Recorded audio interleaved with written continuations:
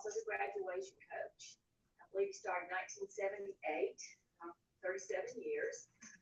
And then about 2012, I do believe, you took over as far as an already successful adult high school and took charge of that. And I have watched you just in this last year as far as not only the compassion, the guidance, the nurturing, helping students that might not be on track, helping really navigate the system. And I see that done with such a, and I mean this as a high school, a mothering sense of many youngsters that might not have that in their life.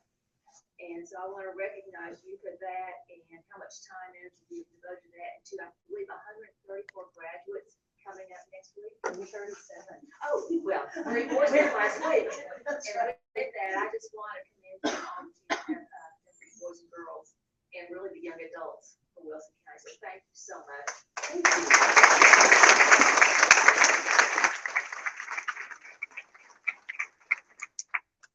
Well, thank you. Chairman Tomlinson, board members, and Dr. Wright. Of course, I am Mary Ashby, the adult high school principal. Thank you for that again.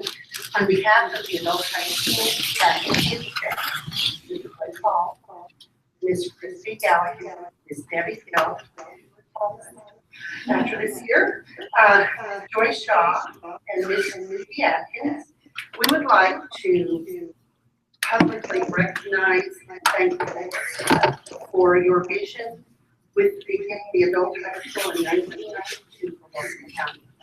You may not know it, and you may have not been on this board at that time, but this was a new concept for this county. So the people who had the vision, and it had to start here, we want to thank you because we know that you continue to support us through your commitment of our schools. Just a little bit of data. In 1993, for the first graduating class of 2011, 540 Wilson County adult students were in the high school. From 2012 until 2014, we have graduated 304 adults. They have high school diplomas. The Wilson County class of 2015 will, on June 12th at College Hills, will graduate 137 students. That will be a total number of Wilson County residents who now have high school diplomas of 981 students. I think that is what do you mean for Wilson County? Because we're going to be the recipients of these graduates. I know, and Ms. Hill knows, because we're getting transfer requests, and where are our students going? They are competing, and they're filling the job markets here at home in Wilson County. They're continuing their education. They're going to local community colleges. This year, the first two benefit from our first initiative with the 2-year program. They're going to the TCAT program right across the street, the TCAT, to see the building and to see the car, kind of build it, and they will come, they're going.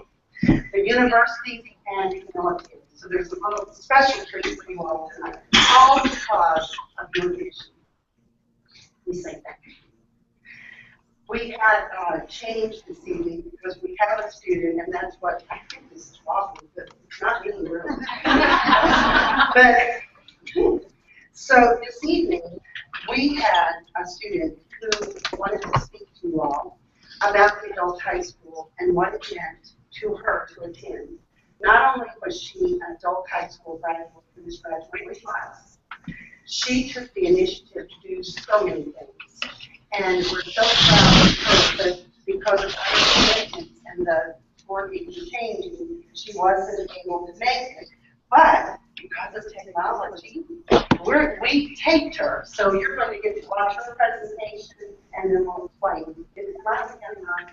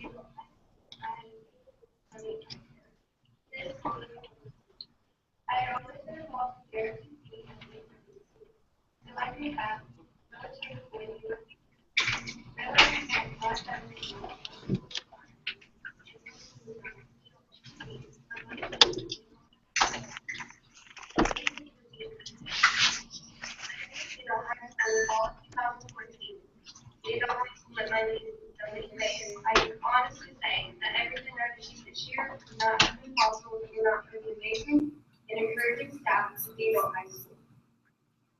Every day I was greeted with a smile and positive words. Mr. Hall, my math teacher, worked with me every day, helping me to master math. Ms. Gallagher, my English teacher, helped me write some amazing essays, research, and helped me with team plan. Even on my teacher's lunch breaks, they would leave the food to come help me. Ms. Hill, my counselor, helped me figure out what I was going to do with my life. Having had high school or JRTC, we researched the military. The Navy was my choice. Ms. Shaw, Ms. Ashby, I am so grateful for all that you've done for me. You were always willing to listen to my problems, whether they pertain to school or not. Every teacher at the adult high school really does care about the students and their success. I am so thankful for all that you've done for me and for the other graduates.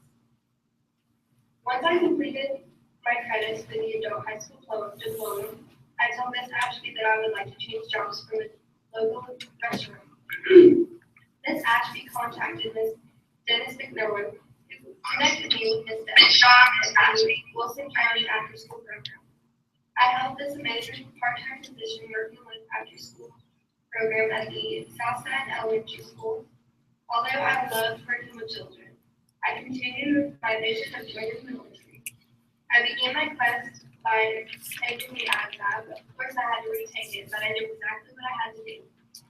I went to the adult high school to ask if Mr. Hall could help me brush up on my math. Thank you, Mr. Hall.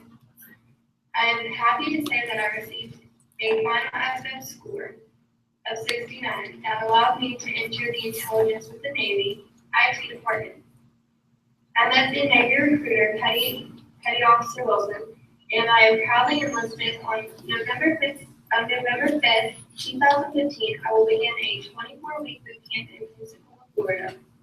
June 12th, 2015, at College Hills, I will receive my high school diploma from the Wilson County Adult High School, my school. Thank you.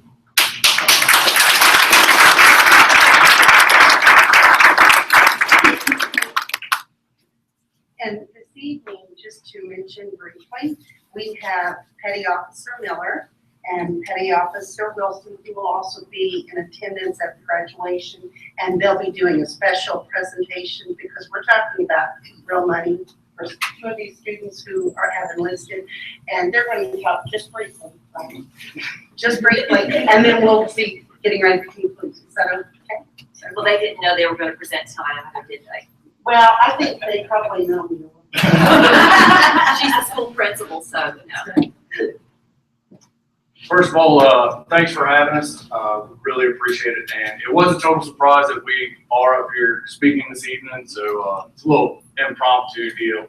But Ms. Howard, she came to us like a lot of the Wilson County residents with Mount Juliet and Wilson Central as well. It's a great program through all the schools. The adult high school has helped in many ways in guiding these students, young adults, into a path, whether it be through college, military, whatnot. And we really thank Ms. Ashby on it. And we do have a presentation for everybody else. There is the roughly $130,000 a piece that these young adults will be receiving in scholarship money and tuition assistance. And for anything else that y'all have, please feel free to contact us. I'll leave a stack of cards and stuff. And I appreciate it again for y'all helping us out. And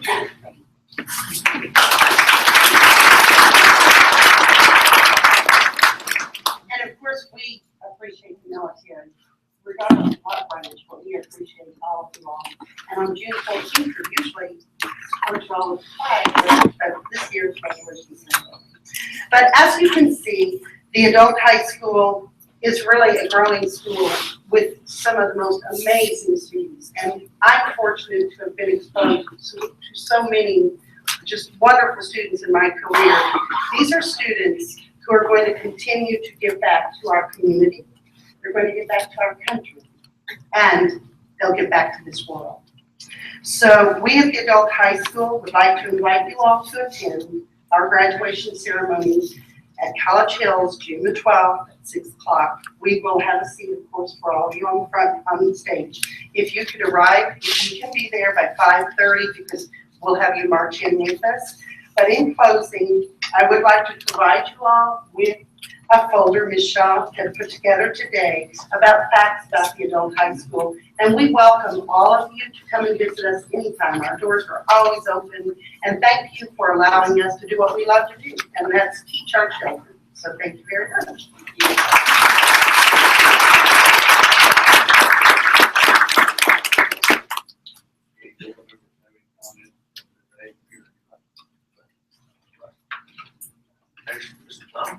Thank you, Mr. Chair.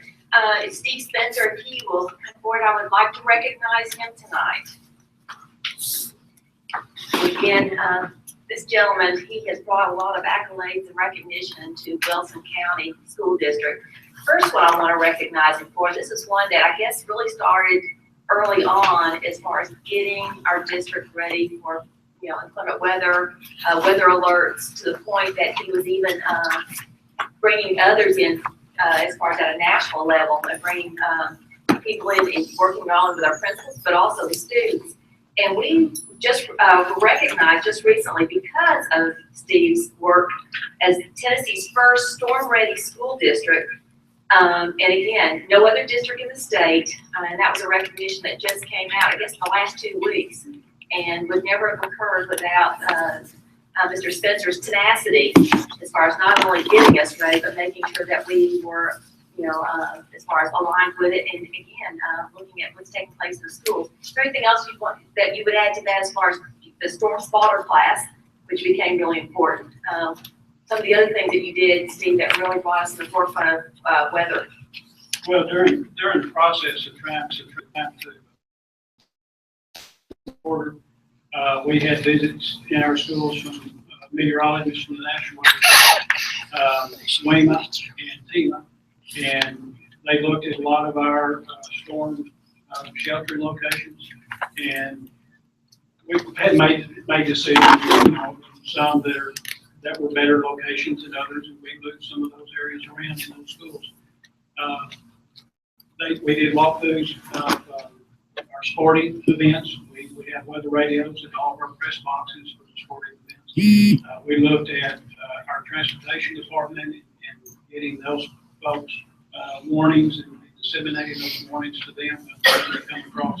So it was a detailed process. It wasn't just look at the plans we have in the schools and look at where the students shelter for tornadoes, but it covered the whole, the big picture of, you know, how we get storm warnings, how we react to storm warnings, how we disseminate those to other people, where we shelter, and how we communicate. Well, you did a pretty good job of even keeping us on alert today. And then the second thing I want to bring to everyone's attention and recognize Mr. Spencer is just the magnitude of what he had taking place last week as a full-scale mock, what would you call the rest of it? As far as it was a drill, but the magnitude of it alone as far as the number of people, what was the last count as far as people that participated, school district plus emergency personnel? We had, what we did last Tuesday is we worked with Management PD, Fire, Wilson County SO, WEMA, THP, several public safety agencies, and we put together a full-scale active shooter exercise in one of our schools. And we had participation from every high school, had students involved in it as players. We had some 25 administrators from the school level. We had several from the central office that were a part of the district crisis team. We had every department in the school system was involved in some way, in some role, and some task that was a part of the exercise. And it was, I think it went very well. I think we learned a lot from it. We learned some things that we need to work on internally. We learned some things that we need to work on with our public safety partners. I would say we probably had over 100 people from our school district, and then there was probably another 75 from public safety agencies that were involved. It was a good exercise. And the reason I want to recognize Mr. Spencer is I hope that there will never be an opportunity or a time that we will ever have to go through the real thing, but still to have, as far as, not only procedures, but how it falls into place, because it can cause a lot of confusion, consternation, and valuable time. And speaking, coming from a district where there were 2 major incidents that procedures were not in place. And so I really want to recognize you that for taking the time. And it did take time as far as gathering not only the resources, but getting the people involved. So Mr. Spencer, I want to thank you on behalf of the Wilson County School District for taking the time and putting that together. I think we'll be in a better place should we ever find ourselves in that kind of situation. So thank you so much. Well, thank you for supporting. Thank you.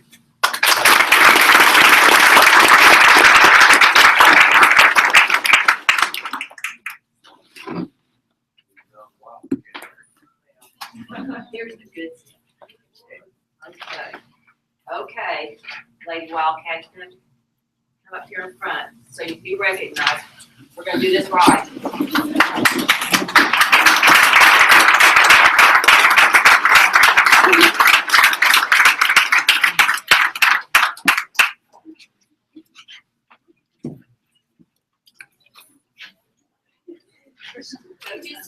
Get up here. I want you to look at that grin on Coach Jeffrey's face. Look at that grin.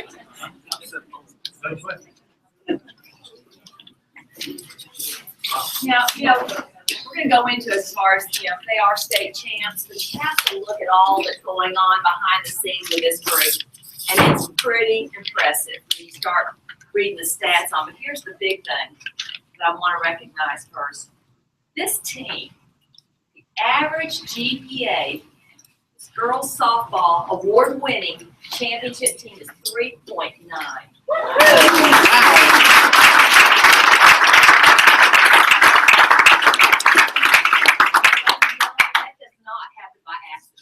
So we've got scholars and we have athletes combined.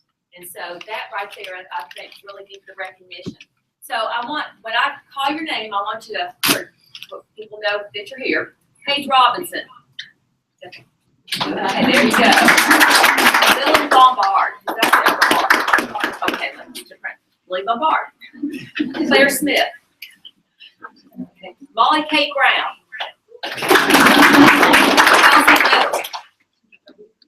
Sarah Harmon, Morgan Powell, Brooke, okay, thank you.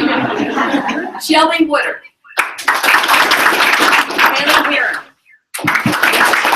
Andy Morgan, Rachel Pope, Kayla Varner, Savannah Tidwell, Randall Tomlin,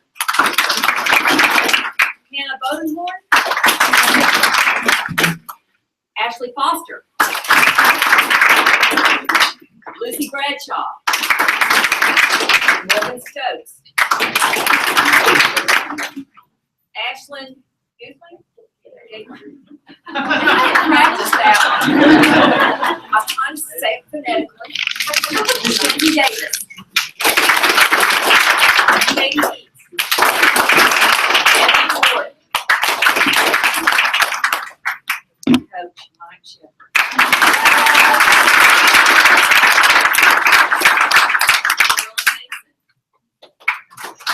Sarah Williams, Carmen Gregson, okay, now I'm not through yet. District tournament champs, we're just right here. Region 5 AAA champs, second straight year. And when I look at this, as far as the record heading into the state tournament, it's 37-7. Is that right? Not too shabby, ladies. Went 4-0 in the tournament, beating the defending state champion, Dixon County, 6-5. And then what was I think the crowd went wild. And then when you look at it, this is, 3 juniors, 4 graduating seniors, is that right? And so we have a team that's going to be coming back up. Wow, we're going to do this again this coming year? Is that the best you can do? Ladies and gentlemen, I want to present to you our scholar athlete, the Lady Wildcats.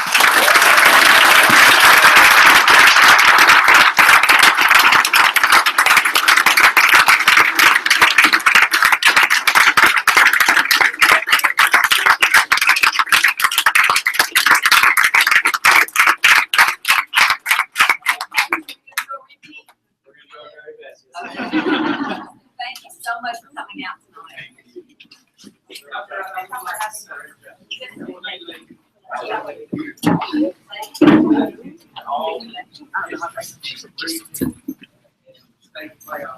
Yes, you did, because you kept me posted when I played. I have to say that I've never seen a team play harder and work together than these young ladies did. And the school it was impeccable. They were gracious winners, but they were winners. And they had me worried in about the 15. And I saved that text, because I still have the text in sense. They pulled it off, and they did it with style. And I'm so proud of you. I know the community is proud of you. And we do want to do it again next year. We're going to work together to try to get you some better things to do, okay?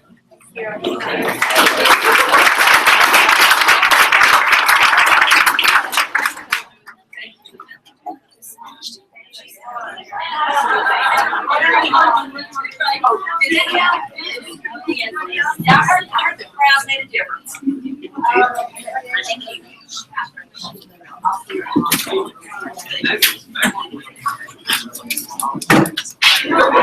That's interesting. You always get those different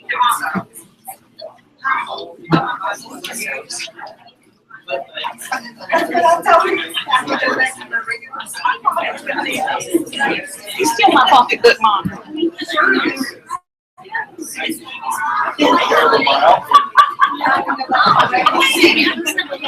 Hello.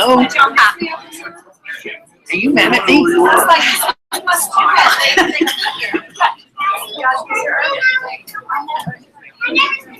mad at me?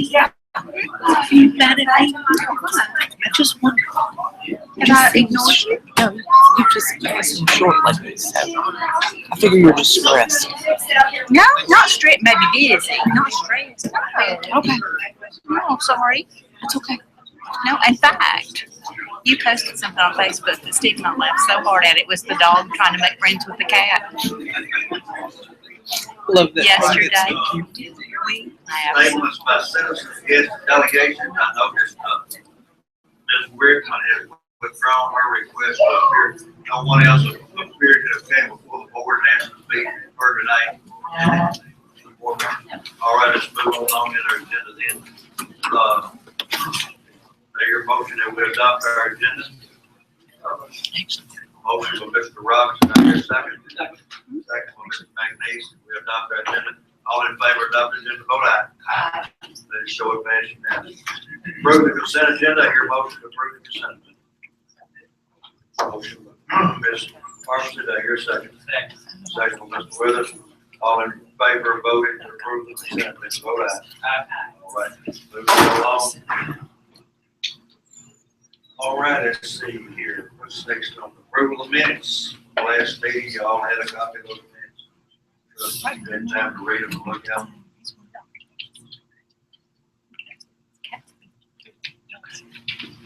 I hear motion to approve the minutes of the May 11th.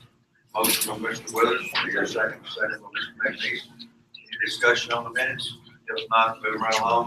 All in favor of approving the minutes, vote aye. Aye. Let's show that.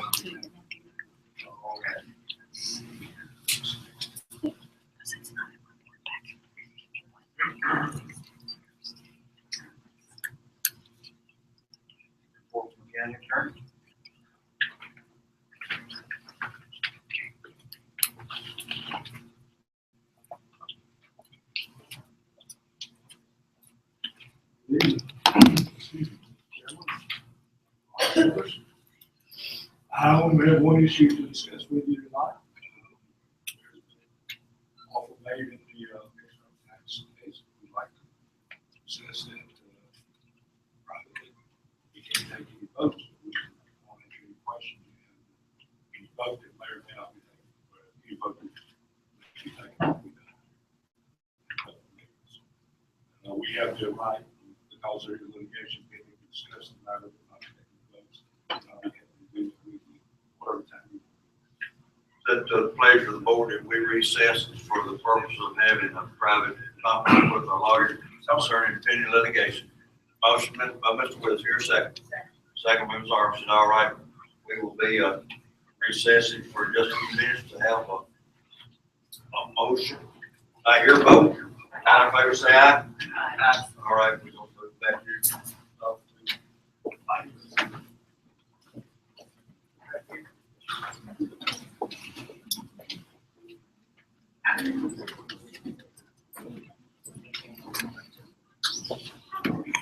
One of these days, I'm still in that person.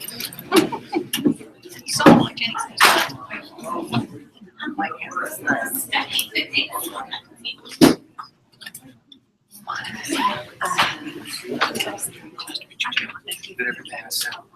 Okay, good. I send it out to my. Good deal.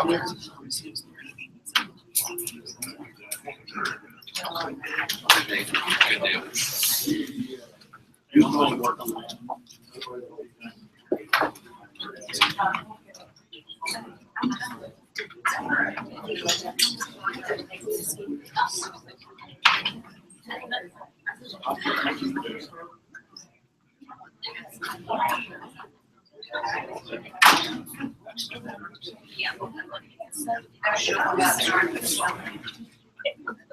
I yelled out on that side. I was like, I she had just said if I was this, and I said, Merry Christmas.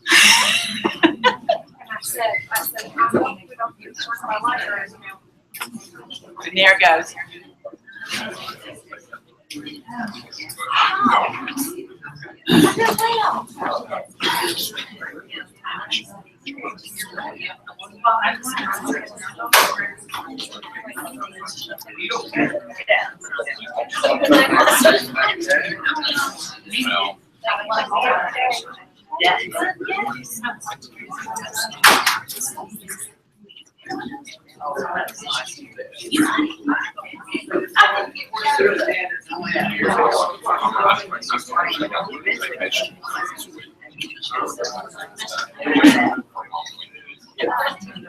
So that's Like it was where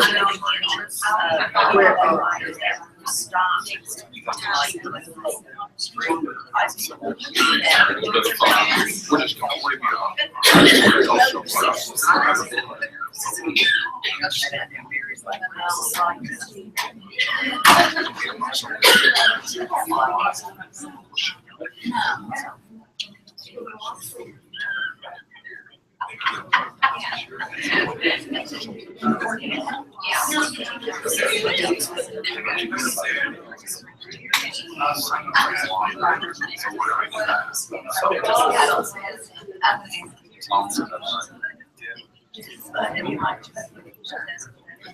just going to review.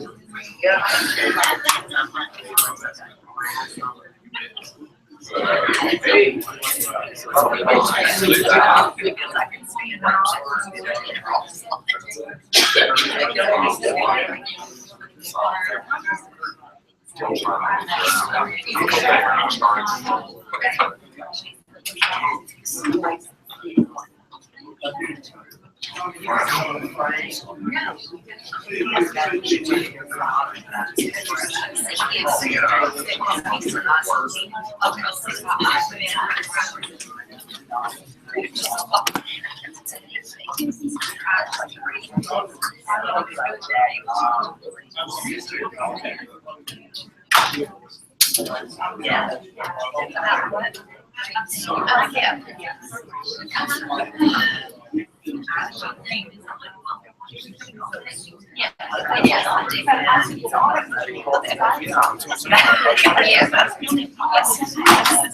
Yes. Yes. I feel like I'm old.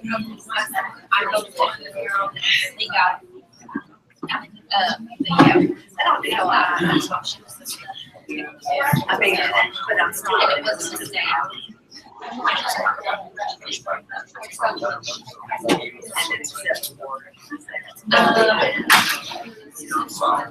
Yeah. So that'll be. But I was coming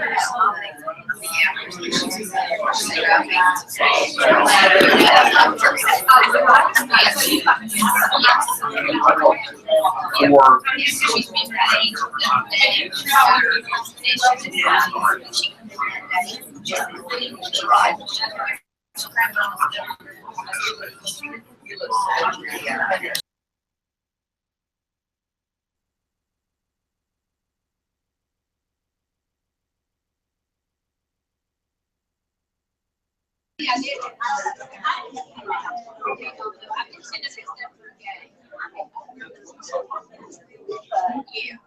Yeah, she's not good though, she was driving last night. Oh my gosh.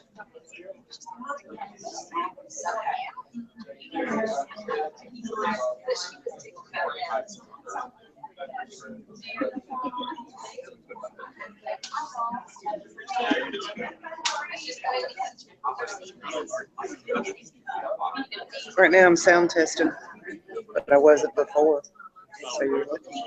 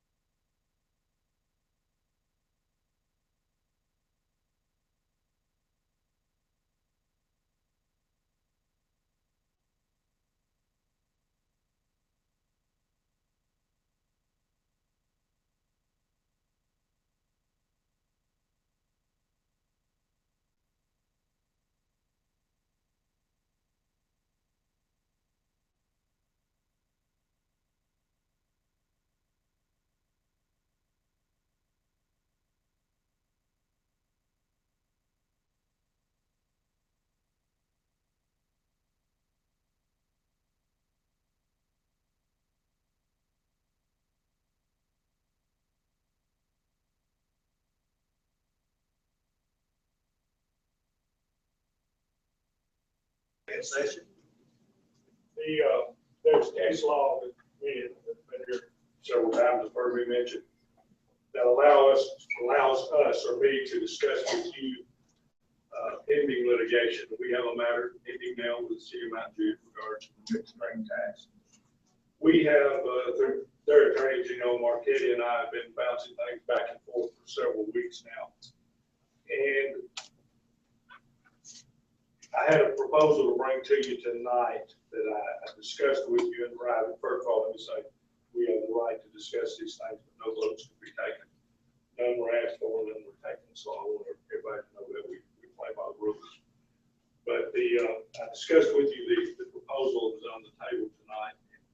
From the questions you asked me tonight, it's apparent that we need some clarification on a couple of the items of the proposal, and I'll be glad to go back and get that from Mr. Marquette and bring that back to you hopefully at a very soon date, perhaps as early as the July meeting. We are at the stage where there is significant progress being made, I think. And I don't want to jeopardize that by getting into open discussion of what may or may not happen. I'm not trying to keep anything from anybody, but there comes a point in time in most any case when we start talking about settlement, that you reach kind of a time where you get down to fine tuning it and getting down to the final proposal that we're getting. So I'm not going to mention any details tonight, other than to say there is progress being made, discussions are ongoing, nothing happening on the lawsuit, which is always a good sign. Nobody's pushing it either way, that discussions are fruitful, and they are. So I will report back to you as soon as I can, and we'll probably send Gino a text here in a few minutes and let him know that he and I need to talk next there. So I don't think I have anything else tonight to discuss with you. If you have something on your mind, I'll be glad to do it. Discuss that with you. I do want to say from listening here tonight, to me, the adult high school is one of the most impressive things that we do.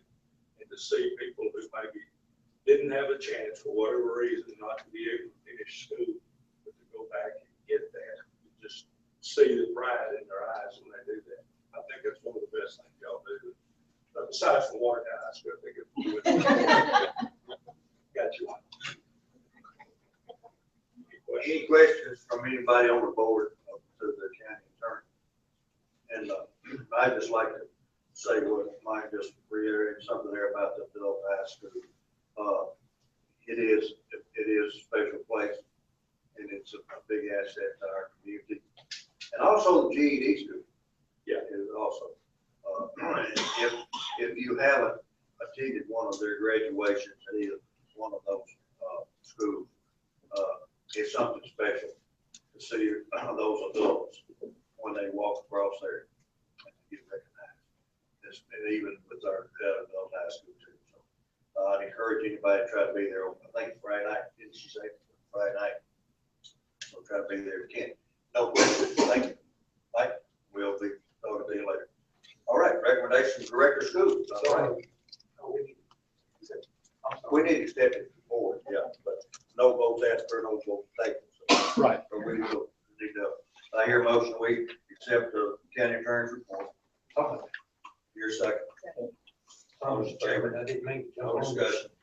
All right, any discussion? Being no discussion, all in favor of accepting his report, vote aye. Aye. All right. Dr. Ray. Thank you, Mr. Chair.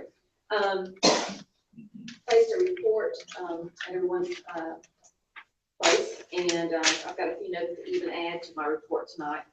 I'm going to start out with that the deadline for the RFPs, which concluded last week, we are recommending that it be reopened, extend the bids through July the 9th, with the idea that we're going to give more time for people to submit and sort of navigate through the RFP process.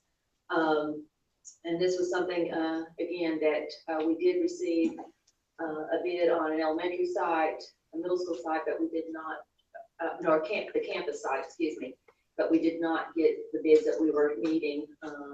And part of it might have been the time frame that we placed it out there, that we did not have enough time because it is a pretty extensive, process. So just for your notes, we are extending that process to July the 9th to allow people more time, to submit, the RFP, and go through the process.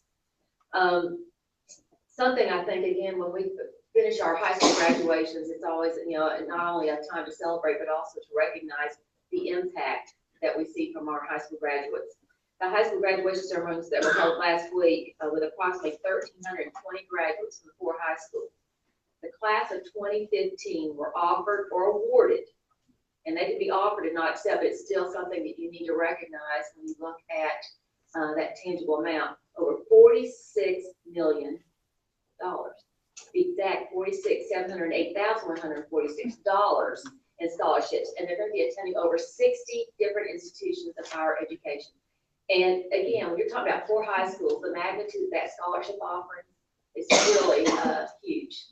And so again, and then 60 different institutions. So that's pretty good information, but it also has a serious economic impact as far as when you look at that and how that, but as I put a return on investment as far as what our graduates are providing. Look at that. Also, I have in there, many of these were recognized at graduation, the class of 2015 valedictorians. And then both Lebanon and Mount Juliet had co-valedictorians, so that information's there.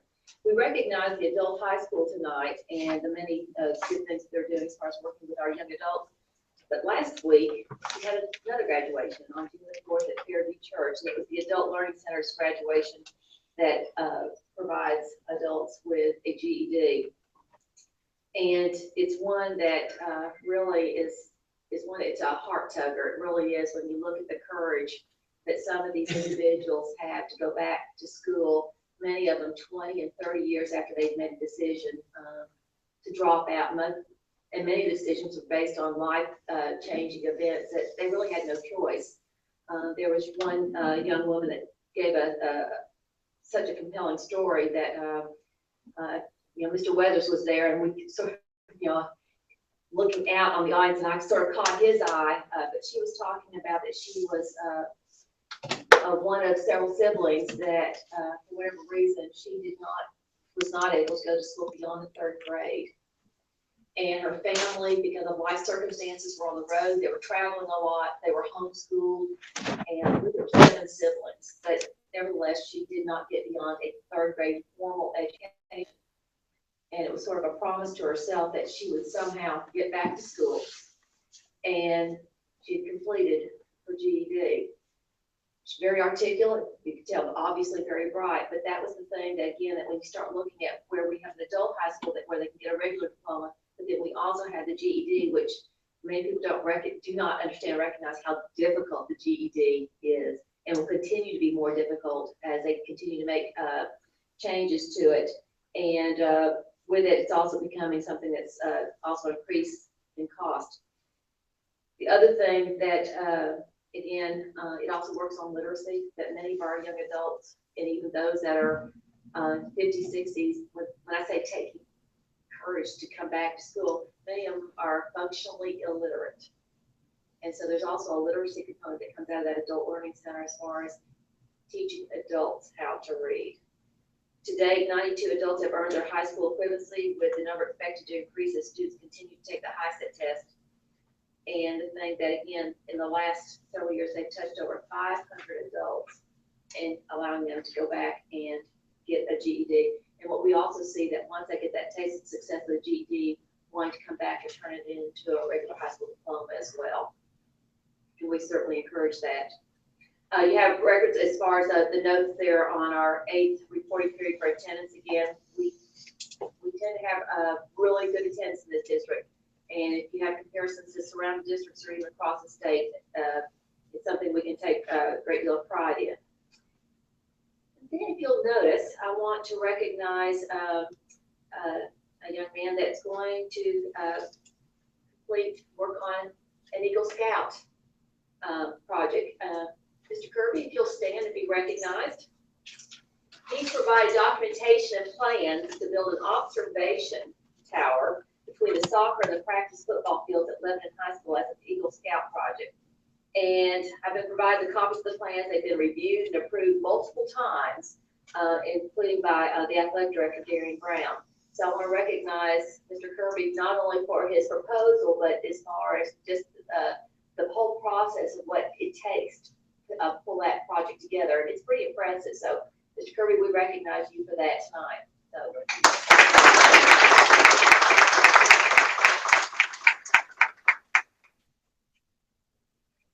Yes, sir.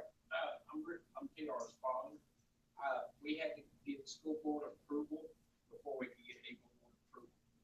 Yes, sir. So that's. Yeah, when I conclude my report, that will be approved. Thank you.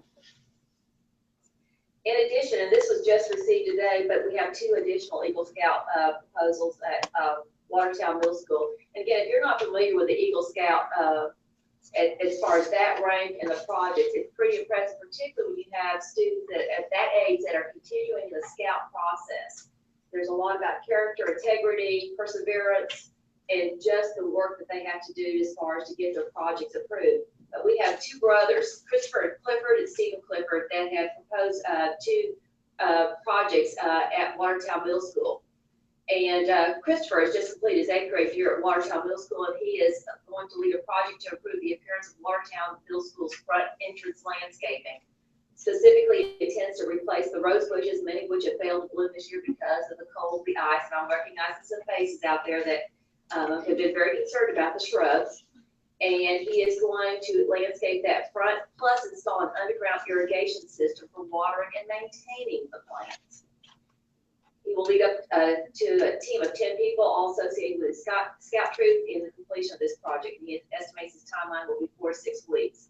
And this is something that whatever they have to do to get the funds, whatever, that's part of their project.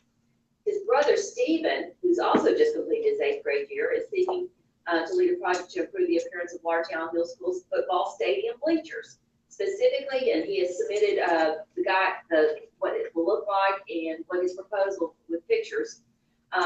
He is going to paint the purple and white sections on the sides and back of the bleachers, which, looking at the pictures, they do need some repair, and he's also going to pressure wash the bleachers in addition to repainting. And he will have a team of 10 people also associated with his scout troop in the completion of this project, and he is estimating 4 to 6 weeks in finishing that project. And I will be asking as I can finish my report here as far as the approval by the board for all 3 projects. You also have something there in front of you as far as the recommendation on the copy paper bid, and that it was to be awarded to American Paper and Twine. And before I go into several other things, I want to take the time to make an introduction to the group as far as our new deputy director of academics. And I see Christine back there. So Mr. Monty Wilson, if you will stand and be recognized. I wasn't sure if he was going to be able to be here tonight, but looking back there and seeing him, we went through a pretty arduous interview process and had some really excellent candidates. We had a team review as far as seeking as far as our deputy director, and so with that, I will say it, Mr. Wilson's returning home. He finally saw the light. And so with that, we're expecting a great deal of as far as moving forward and working together as a very united front as far as success for our boys and girls from Wilson County. So welcome. Thank you. Also want to recognize for someone that I didn't get to know for very long, but we lost someone very special to Wilson County. For those of you that didn't meet him, I'm telling you, this meeting a treasure. His name was Pete Pistonenko, and I have a hard time saying that last name, but better known as Pete. And a memorial service was held Saturday at Lebanon High School. He was someone that was clearly very unique, and it's probably the first time that I've ever seen that a group of men held someone in such high honor and regard. I met him for the first time early winter, and it was right after he'd been diagnosed with a terminal illness. But the story that the maintenance guys and just even administrators had to tell about Pete was very entertaining, but the thing that you could not miss was the respect, the honor, the tribute they made. He said there was nothing out there that he couldn't fix. He was the most dependent. I've seen Carol back there. Everyone knows Pete, but he was such a dedicated, loyal employee of Wilson County. And he lost his battle a couple of weeks ago, and so the memorial service was held this past Saturday. But again, just the memorial part, just that everyone knew him just by appearance, but that was Pete, and we lost a dear friend. And then I want to make a note as far as there's been a lot of things that have been circulating as far as what's happened with state testing. Nothing's really been released yet because it's still circulating, but here's the thing that I want to make sure that everyone understands this, what's going on. Commissioner of Education, Candace McQueen, she is one that she has really stepped out, wanting to talk, discuss what has occurred. There's been a lot that's transpired, much of it not under her watch. There were decisions that were made last fall by a previous administration that she's inherited. There were decisions made, particularly with TCAP, that no one anticipated simply because there were assumptions, and you know, many of us made assumptions that it would be much the same as it was in years past, but particularly with this being the last year for TCAP. Well, it wasn't. And particularly with quick scores, which everyone had to be reminded that quick scores being something that was just something that was legislated just several years ago, just to satisfy something that was legislated as a grade for students. And for those of you that are not familiar with that, there was legislation that was passed that grades 3 through 8, that there would be a formula to count 20% of whatever that they calculate for TCAP would factor into their final or their second semester grade. It was already being done with high school students with their EOCs, so the idea that grades 3 through 8, making students accountable, that would be factored in. That was the only reason for quick scores, nothing else. But it wasn't really discussed in such a way that people understood. They made assumptions that it had something to do with proficiency, which it did. But going back to last year, there was assumptions made quickly that you tossed out where was the cutoff for proficiency, and everyone could tell you immediately. Here's my audience. What was it, ladies and gentlemen? 85. Everyone could say it. But everyone made the assumption when the scores came in this time. Why would it not be the same? Well, because there was a calculation change that was made that last fall that, again, not everyone was aware of, particularly educators. And so instead of doing the interval method of calculations, which had always been used, and the assumption being that they would continue, which would break it out, they went to a cubed root method, which had always been used, or so we've been told, for EOC, which the cubed root method was, you know, it would work well for EOC, but when you start looking at calculations for TCAP, it needed a little bit more explanation. And so calculations that people were making and assuming just didn't pan out. And so the horse sort of got ahead of it, and before people could, or the state could react to what was happening, people were making great assumptions as far as what it would look like. All that to say, this commissioner, and again, she's inherited a great deal. She is taking a lot of time working with across the state, getting feedback, and again, still embargoed information, but there's a lot of pieces that's being pushed out there because of the uncertainty of what it all means. She's holding meetings with directors of schools and testing coordinators June 12th, June 15th, and well, she's holding 2 meetings on the 12th because one of them's going to be in East Tennessee, and then June 15th in Jackson, Tennessee. So again, they're trying to clear up a lot of misinformation because everything's being referenced as far as the debacle, the TCAP test last year, and here we go again. It's 2 different situations, but it's still creating a lot of tension, anxiety, and unrest. So again, I want to put that out there because there's a lot of things circulating. I will keep everyone posted. The other thing that's being pushed out there is And it, again, it's going across the state, it's on that, the testing window. And everyone looks at it, but the thing is, remind everyone, and my guys have already heard this lecture from me, it's a window and it's a frame time. In fact, it gives us greater latitude than what we've had in the past because it's just a frame of reference as far as you can test within this time, not before, not after. And because they had to give greater latitude for districts across the state because of differences with breaks and holidays and that kind of thing.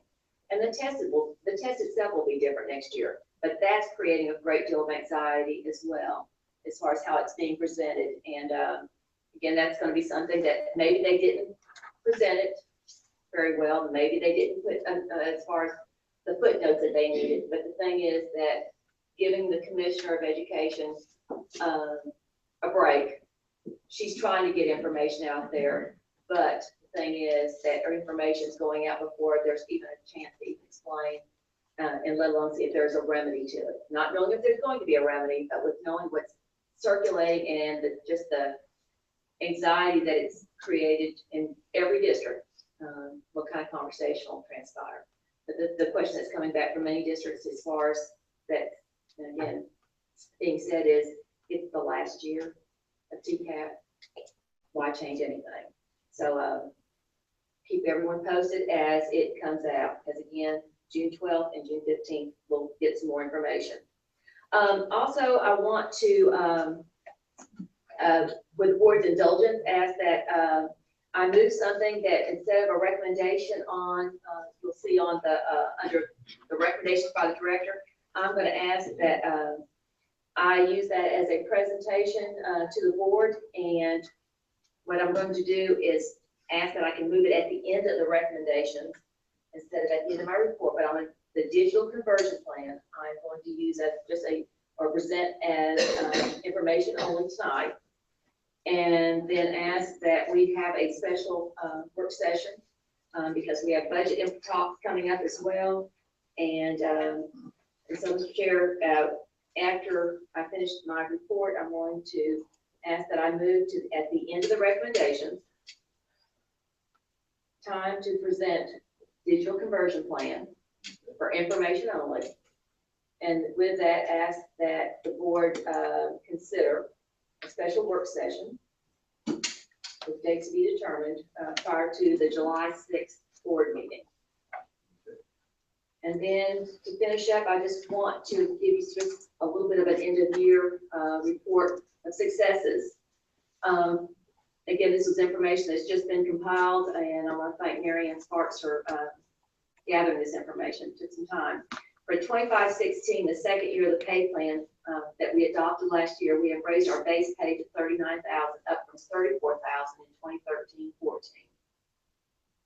In addition to new teachers hired in 2014-15, 126 teachers who were hired in Wilson County prior to 14-15 benefited from that increase.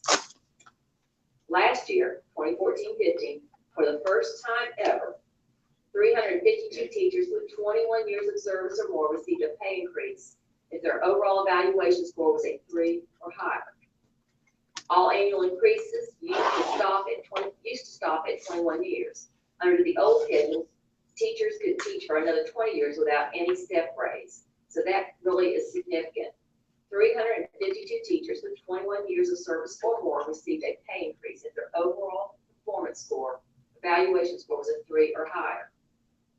Performance raises are increasing for the next year. Out of 1,133 teachers, and this is the number, these are the numbers that I was really wanting Mary Ann to gather. 626 scored at a level 5. $850 raise for next year for that group of teachers. 265 scored at a level 4. They're going to get a $600 raise for next year. 70 scored at a level 3, which means equates to $350 for next year, and 150 for our new teachers without scores. But I think the thing that's significant to note here, 626 scored at a level 5. And that, again, is tremendous, $850. Fewer teachers are also resigning from our system. That's something that I asked Ms. Sparks to start looking at, particularly because, again, and I've brought to this board's attention, the concern is that we are competing with surrounding districts that are with bonuses, pay plans, initiatives that they, or incentives rather, that they provided. To date, 17 teachers have resigned to go to work at other school districts for the coming year.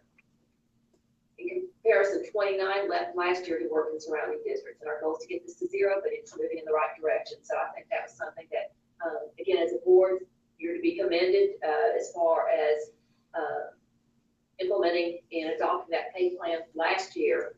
And even though we still have a ways to go, when you look at a salary, a starting salary of $34,000 in 13-14, and we've now bumped up to $39,000, we're becoming competitive. We still, again, have a lot of work to do, but we're still moving in the right direction. And so I wanted to give you that as context as far as we ended the year and working on that. And Mr. Chair, there are no questions. That concludes my report for tonight. Any questions for the director? I do have one on that salary thing. Do we have the latest salary survey involved around the counties? As far as if we received that yet or anything, that I know that Mass usually gathers that. But I don't have all of them. But there's It'd be something, interesting to see that. absolutely, and Mass usually provides that, and we'll get that because that's something that other districts are asking as well. Okay, thank you. That's all, Mr. Chair. Anybody else have a question?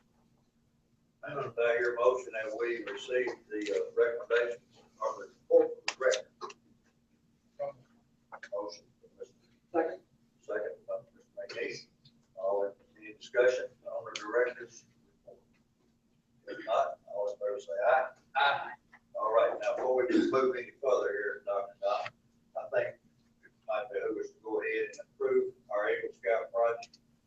Yeah, well, that, with the acceptance of my report, that was included in the report, unless you need something more formal. Well, I think in order for them to have what they need, we probably need to make a formal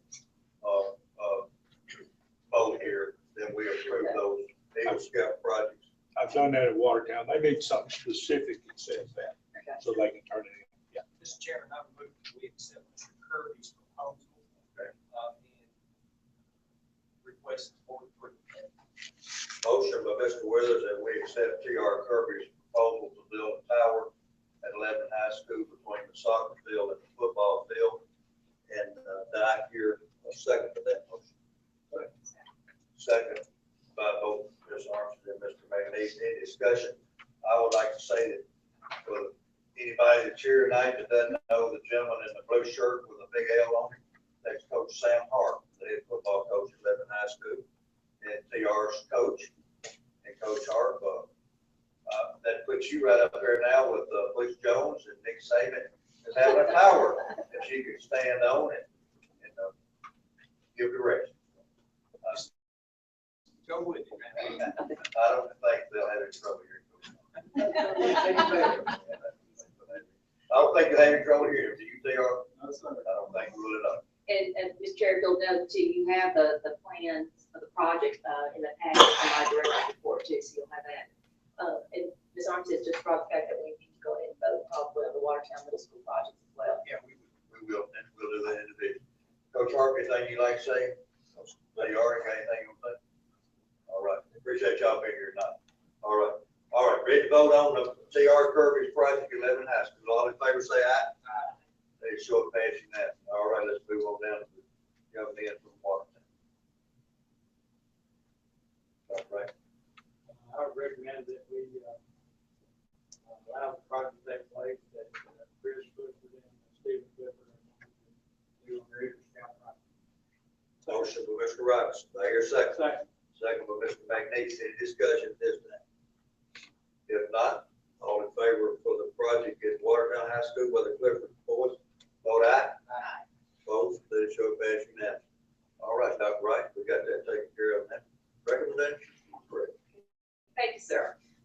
If you look and as follow along with this, you have a, as far as an edited and corrected update on the accounting manual. And I'm asking that you approve the accounting manual updates. And again, there's highlighted corrections in there. The most substantial really being in section 3, page 3, as far as parts of the updates, duties, and responsibilities of the school bookkeeper. And then it's several edits on through it that are really minor cosmetic edits with, again, the substance, the duties and responsibilities of the school bookkeeper being the most edited portion of it. Is the policy or two readings? No, sir, this is a, see that, it's just the manual, it's just an update as far as that you're approving the updates and the revisions in it.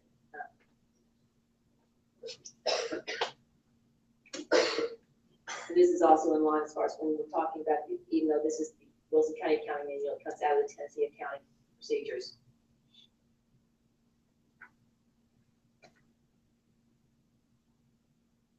Did that have to be passed on two readings? Motion to accept. Motion by Mr. McNeese, we accept the county manual. As been presented. Second by Mr. Robinson. Roll call for discussion. Discussion on the county manual. I've got a couple of questions. Item H, under administrative officials, item number 3, page 6 of the document. You're changing a very important word there. Is that a county one degree? Which one is that in? That's in the one that's got 64 pages in it. That's the main body of the document. What page? It's page 6. Under administrative officials, H. Item H. In the past, we tried to hold people accountable for the items that are assigned. This is changing the word will be financially responsible, may be financially responsible. And along that same line, we are changing,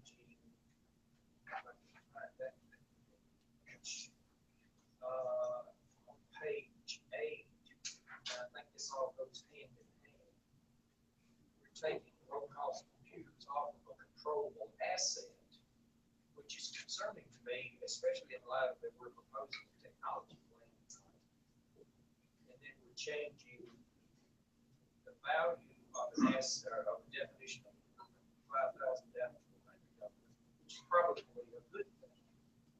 So I think On item 1, yes, that is to comply with board policy. If you remember when we talked about the last report that came in on lost assets, we asked if you wanted us to put in there they will be responsible.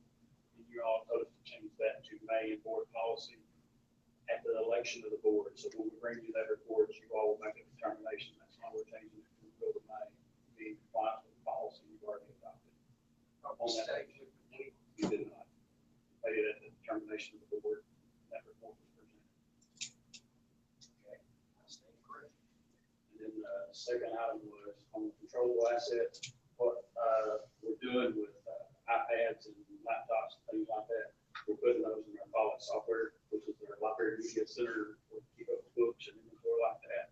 So we're putting all of our textbooks this summer, we're putting every single textbook in that system, as well as those assets, and they have to be checked in and out of the media center, just like any other product, where they will be controlled in that process. So we are still tracking. And it's scannable too. And so if a teacher comes in and gets a laptop from the media specialist, it will be checked out for that person's name and followed in that process. So we are still tracking those assets for that purpose. Okay. That answered my question. All right, thank you. All right, any other discussion? Any other questions? All right. Motion on the floor, need a second to accept the county manual. All in favor, say aye. Aye. Opposed, they show passion unanimous. All right, that's right. Thank you, Mr. Chair.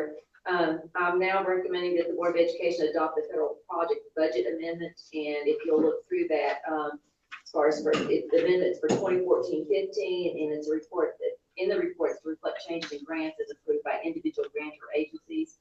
And with that, you're talking about all the federal projects budget under that amendment, and you have a copy of that as well.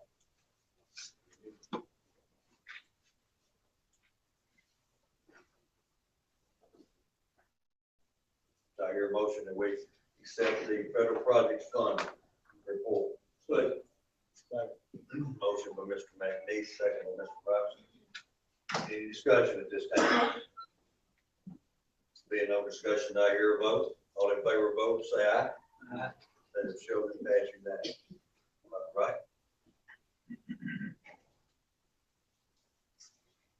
I'm asking for now to approve the revised guidelines that meet the needs of the Tennessee virtual online school. And again, with explanation, if you remember, this was presented before the board last month. There was a conversation that took place about tuition and conversation about out of district. And so with the changes that were made, I'm asking for approval. You all have heard the recommendation of the director that we approve the T-Balls online school recommendations. Did I hear a motion? Motion by Ms. Arms. Did I hear a second? Second.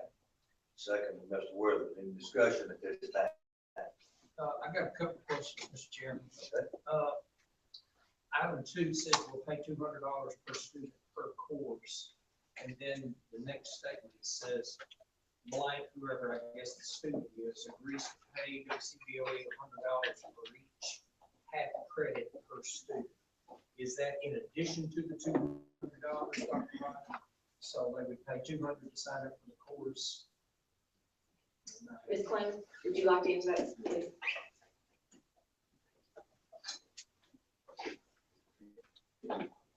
So this is in regard to working with the school district. Okay. So it would not be an individual student. Okay, but they still. So would yes, it is, they and would it's a have- very economical price for them to pay.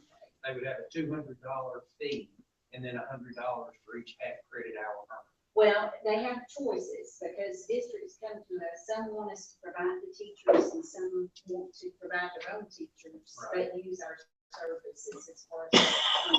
So the price is like $200 for an entire course, and it is per student, per course. And then the other is $450 for them to pay if we're providing the teacher. So the $200 is for to use our services by Right. using their teacher. And to explain, we have several districts that are wanting to use our content or curriculum. Right. And then they have a teacher on site that acts really as a facilitator and do not need the teacher. So, okay, all right. And then one other question, this may be more for Mr. Jennings than anybody. We're saying we're gonna charge a 5% cumulative daily penalty. Is that legal? There is a maximum amount of interest that you can charge. There I is don't know that. what that annual rate is, but, you know, it's 5% per day. That's We've probably, probably gone over the top just a little bit there. that's pretty egregious, yeah. So I just don't want us to get in trouble on that. If you could do the research on that, I might want to take some of that action. Yeah. I'll be glad to. But if you could render some thought on that, I want to get as much as we can, but I don't want to do anything illegal. You might, and you might want to explain the thinking behind that as far as it's more of an encouragement more than to be a punitive and having to collect. But I still think we have to be within legal bounds, not what we say. Yeah, we'll need to clean that up. Okay. Thank you. Thank you. We don't have to break any arms to collect that. That's all I have, Mr. Chairman. Along those lines, before we move off this, Kim, I'm sure that I know I received an email from a parent, and I guess the rest of the board members did too. When we first discussed this last month, this parent had some concerns, and she was, I think some of her concerns were legit, but it was like that she didn't think that you and your assistant there had even talked to us about this. This was just something other than the board had done on their own. But, I mean, y'all are the ones that brought this to us. So I just want to let the record indicate that this was, y'all brought this to us. There was something other than the board just tonight. Okay. I didn't think she saw that maybe in the paper or something, was not quite clear herself. But she said. Have y'all had any discussions with this lady? Yes, I've had a couple, in person, whenever her students came in and took final exams and stuff. Kind of talked about it and said, you know, it wasn't definite yet, and we're still kind of going through those motions. And I kind of tried to give her some of our reasoning of why we wanted to change those fees. And I think she understood.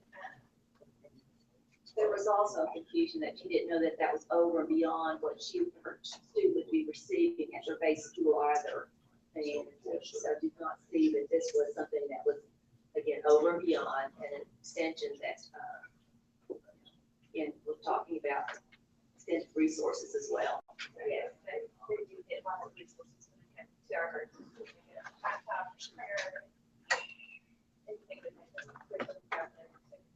They would normally get in the school day, but they go.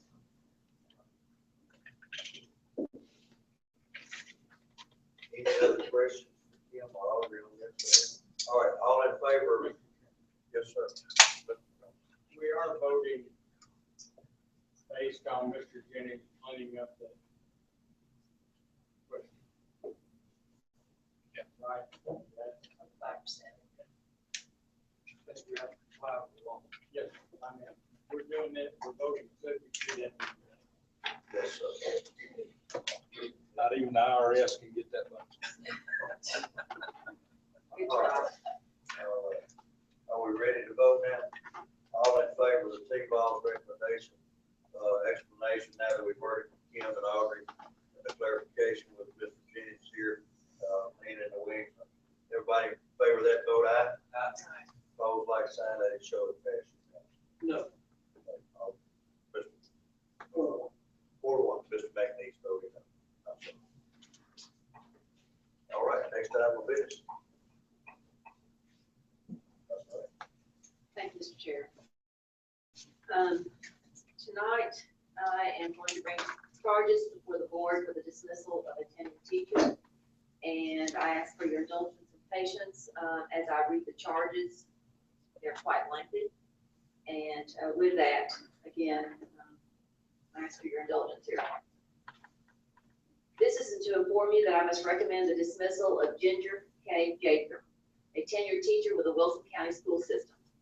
Grounds for seeking her dismissal are inefficiency, incompetence, neglect of duty, and insubordination as defined in Tennessee Code Annotated 49-5-501. Specifics underlying these charges are set forth below. As a teacher, Ms. Gaither engaged in inefficient, incompetent, neglectful, and insubordinate conduct, demonstrated a lack of willingness and or ability to perform her duties, which has seriously impeded the ability of Wilson County Schools to perform its mission. This conduct includes, but is not limited to, excessive absences for at least the last 3 years, consistently scoring near the least effective range for student growth and achievement since 2009, being unwilling and or unable to meet the requirements of a growth plan as assigned by her direct supervisors, and being unwilling or unable to meet the expectations as defined in multiple reprimands over the last 3 years. Ms. Gaither has also been either unwilling or unable to perform her required duties in accordance with the policies of Wilson County Schools, resulting in numerous colleague and parent complaints. In an attempt to more fully advise you regarding the specifics of the conduct with which she is charged, said conduct includes, but is not limited to, the following. Number 1, 31 absences for the 2012-2013 school year. Number 2, 33 absences for the 2013-2014 school year. Number 3, 70 absences for the 2014-2015 school year. 13 of those days were an excused leave of absence, leaving a remainder of 57 absences. The job description for a certified teacher lists attends work regularly and on time as an essential function of the job. When teachers are not at schools, children's education suffers. Number 4, absences are routinely not called in until the beginning of the school day, making it almost impossible to get a substitute teacher. This is particularly troubling since on at least one occasion, December 19th, 2014, Mrs. Gaither didn't call in until 6:37 a.m. School starts at 7, but she had told the students the previous day that she was going to be absent. Number 5, On March 3rd, 2015, Mrs. Gaither left school midday without telling the administrators that she was leaving. No one came up to pick the students for music class, and as there was no warning, there was no one to care for the students the rest of the day. The administrators had to pull personnel to get coverage. Number 6, lesson plans and materials are not left with substitute teachers as required by school administrators. The administrations had to create lesson plans for the substitute teacher multiple times. Other second grade teachers have helped provide plans and schedules to the substitutes. This was reported to substitute teachers over the years as well as by teachers who have gone into pinch hit. Specific dates of it, some examples include August 22nd, 2012, April 10th, 2015, April 21st, and April 29th, 2015. Number 7, when lesson plans are left, they do not make sense and have incorrect page numbers or resources. Number 8, lesson plans are repeated over various weeks in Mrs. Gaither's plan book. One example shows the same lesson plans from March 2nd through the 6th, March 16th through the 20th, March 23rd through the 27th, March 30th through April 2nd, and April 6th through the 10th. Number 9, one support teacher who was trying to help out Mrs. Gaither's classroom was dismayed by the lack of skills taught to the point where she met with the administration regarding her concerns. Number 10, 2011 3-year average, which is 2009, 2010, 2011 for teacher TBOS performance is below expectations. Number 11, 2012-2013 teacher value added score was significantly below expectations with an overall effectiveness score that was below expectations. Number 12, 2013-14 teacher value added score was significantly below expectations with an overall effective score that was below expectations. Number 13, Mrs. Gaither was put on a growth plan in 2013-14 due to her low scores in 2012-13. She was given help from the Title I coach, the county reading coach, county math coach, and observational feedback from the administration. Number 14, not showing improvement, Ms. Gaither was again put on a growth plan for 2014-15 school year. When she came to the scheduled meeting, the initial conference form was not filled out. Due to a leave of absence, the administrator gave her an extension in order to fill out the information on her student achievement. As of today, the final conference form has not been filled out or turned in. Number 15, observations for the past 3 years show a pattern of unfamiliarity with teaching strategies she tries to employ while being observed. Students are often confused or show a lack of understanding when Mrs. Gaither is being observed. Number 16, many supports were given, including regular visits by the Title I coach, the county reading coach, the county math coach, the elementary coordinator, and county school and county administrators. One of the concerns noticed in their notes was that Ginger was often absent on the day they were scheduled to visit. On one visit, when the coach asked Ginger how she could help, Ginger replied, I do not need anything. Number 17, instructions and deadlines were not met. A recent example is an extension was given twice for filling out the professionalism rubric. It was originally due on April 26, 2015, and the administrator was still requesting it on Tuesday, May the 5th. Another example is her conference forms, which were due in December. She had to be given 2 extensions on those as well. The final example was the deadline for putting her lesson plans in the electronic template as instructed. She was offered repeated help with these, but there was still nothing done in December. Number 18, parents routinely ask for their students to be moved out of Mrs. Gaither's class. Number 19, parents are upset that their children are not receiving an adequate education. One example happened in April 2015 when Mrs. Gaither did not respond to a parent request for a meeting. She stated that she turned to the page of the child's agenda and did not see the request. The parent contacted the administration multiple times after not getting a response from Mrs. Gaither. Number 20, another parent complaint specifically addressed the frequency of substitute teachers, lack of communication, and a drop in his child's grades. When the council received this complaint, she checked the child's STAR 360 reports, which showed a flat line in reading and little growth in math. The child had not been placed in an RTI group at all this year. Interestingly enough, in one of her growth conferences, Mrs. Gaither identified this child as needing additional enrichment for continued growth in math. In the second growth conference, Mrs. Gaither identified the same child as losing ground in math from the first benchmark to the third. Number 21. On May 21st, 2015, the school administrator received a parent complaint regarding the lack of supervision and neglect of duty that she witnessed in Mrs. Gaither's classroom. The children were left alone in the classroom for at least 13 minutes. Mrs. Gaither had the children watch a video to bide the time until they left for the field trip rather than engaging them in meaningful activities. She did not take up their lunches or give them any instructions for the trip. When they called for her class as the others were lined up and ready to leave, she stated that she thought they weren't leaving until 10:45, but she had earlier told the parent who was still in the room that they were leaving at 8:45. Mrs. Gaither told another teacher that she was waiting for a sub, left the children in line with the other classes, left the school, and did not come back. The school sent another teacher in her place on the field trip. Number 22, that same day, May 21st, 2015, Mrs. Gaither also left student medicine on her teacher desk unattended. Number 23, the parent who witnessed Mrs. Gaither abandoning the class when they were to go on a field trip also wrote the following. The class website not being updated, non-returned or late emails, Tuesday folders not sent home consistently, and an overall lack of communication regarding the progress of students in her class. This lack of communication is a common theme and is echoed from another parent who called the administration on April 2nd, 2015, because her request to Mrs. Gaither went unanswered. Number 24, Mrs. Gaither has a pattern of leaving the students in her classroom unsupervised. In addition to the May 21st, 2015 complaint that the class was left unattended, other examples were on February 25th, 2015, when she left the class to run copies, and on August 19th, 2014, when she left the room for approximately 40 minutes to go to an appointment. She asked the computer teacher to check on her class, but she was gone so long, the computer teacher had to call the assistant principal into the room to care for the students. The AP was there for 30 minutes or more before Mrs. Gaither returned. Mrs. Gaither was reprimanded for leaving students unattended in years prior, as cited in charge number 31 below. Number 25. On August 5th, 2014, after being out without leaving plans for the substitute the day before, Dr. Brewer walked by the class to check on it and observed the children playing on more than one occasion. She wrote Mrs. Gaither an email requesting that she begin instruction the next day. Number 26, the next day, August 6, 2014, Mrs. Gaither was late to class. The administrator let her students into the classroom. Additionally, Mrs. Gaither did not attend a required PLC meeting the same day. Number 27, Mrs. Gaither was late to school on August 12, 2014, and missed her car duty in the cafeteria on August the 11th. She said she went to the gym instead of the cafeteria, but she was not seen in the gym that morning. Mrs. Gaither stated that she would be at car duty from then on. Number 28, August 18, 2014, Ms. Gaither was late for car duty again. Number 29, October 22nd, 2014, Ms. Gaither was 15 minutes late to work. Number 30, Ms. Gaither was 15 minutes late to work on January 9th, 2015. She was also late to work on January 28th and 29th. On both mornings, her students had to sit in the hall for 15 minutes waiting for her to come and open the door. Number 31. Over the years, the school administration has tried to work with Mrs. Gaither to improve these areas in which she is negligent.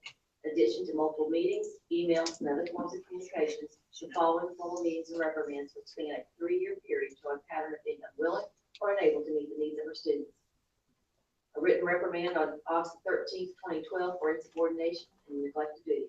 The expectations were that she would develop and maintain an updated and current webpage that included but was not limited to daily lesson plan and current and updated school and classroom information. Written reprimand on August 22nd, 2012 for failure to create new lesson plans, failure to provide feedback to students, failure to use SubFinder for absences, and failure to provide plans for the substitute teacher. A written reprimand on August 23rd, 2012 for neglect of duty and being late to school without notifying anyone. The expectations were that she was to be present in the assigned classroom at 7 a.m. A written reprimand on August 6, 2013 regarding lack of communication with parents, remaining in the classroom when children are present, and engaging with students in productive learning activities linked to the standards. Mrs. Gaither was given a written plan on December 19, 2013 due to neglect of duty and inefficiency, specifically that lesson plans and materials that she left did not meet the requirements for a sub to be able to teach the class, and that written lesson plans do not match classroom instruction. On January 31st, 2014, a school administrator verbally reprimanded Mrs. Gaither for allowing educational assistants to grade papers. The educational assistants were also reprimanded. On January 12, 2015, Mrs. Gaither was given a reprimand effective immediately that anytime she was absent, lesson plans will be put on her desk and materials for the lessons will be compiled and available. Number 32, Ms. Gaither has repeatedly violated Wilson County Board of Education Policy 5.600. Number 33, she is either unwilling or unable to recognize the magnitude of the responsibility inherent in the teaching process and has lost the respect and confidence of her administrators, colleagues, and parents. School administrators have counseled her regarding the aforementioned incidents of little effect. She has refused to conform to written and verbal directives of her administrators. She has failed to comply with policies of Wilson County Schools, the school system administrators, and her principals. In light of her inefficiency, incompetence, and neglect of duty and insubordination, I'm left with no choice but to recommend her termination. It's unfortunate that I must present and recommend these charges for certification that the offenses listed warrant the dismissal of Mr. Ginger Gaither.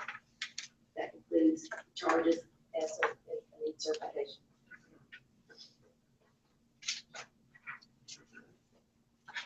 You'll have heard the recommendation and the reasons for the recommendation by our Director of Schools for the termination of a tenured teacher, Ms. Junior Gaither, at W.A. Wright Elementary School. Do I hear a motion? So moved. Motion by Mr. McNeese, do I hear a second? Second by Mr. Withers. Any discussion at this time? I would just like to say that, Dr. Wright, I know this probably hasn't been easy for you, and it's not easy for our board to sit here and have to do this, but I want everybody to know that we're in the business of putting the best people that we can in the classroom to see that our children get what they deserve every day that they come to school. And when you have a situation like this, we have no other choice than to do what Dr. Wright's recommended that we do here tonight. All in favor of the motion, the recommendations for the tenured teacher, vote aye. Aye. Opposed, let it show that it passed unanimously. All right. Mr. Chair. My next recommendation is to approve the abolishment of the administrative assistant positions in transportation to be consolidated into one new position with increased responsibilities. This being that it will streamline the transportation department, allowing it to run more efficiently. I'm asking for a recommendation to abolish the administrative assistant positions, combining it into one. So moved. Motion by Mr. McNeese, second by Mr. Robinson. Any discussions at this time on the recommendation of, I guess it'd be of streamlining the transportation department? Yes, sir. And put it all together. All right, we ready to vote? Any discussion? All in favor of the recommendation, vote aye. Aye. Opposed? Let it show the passing unanimously. Right.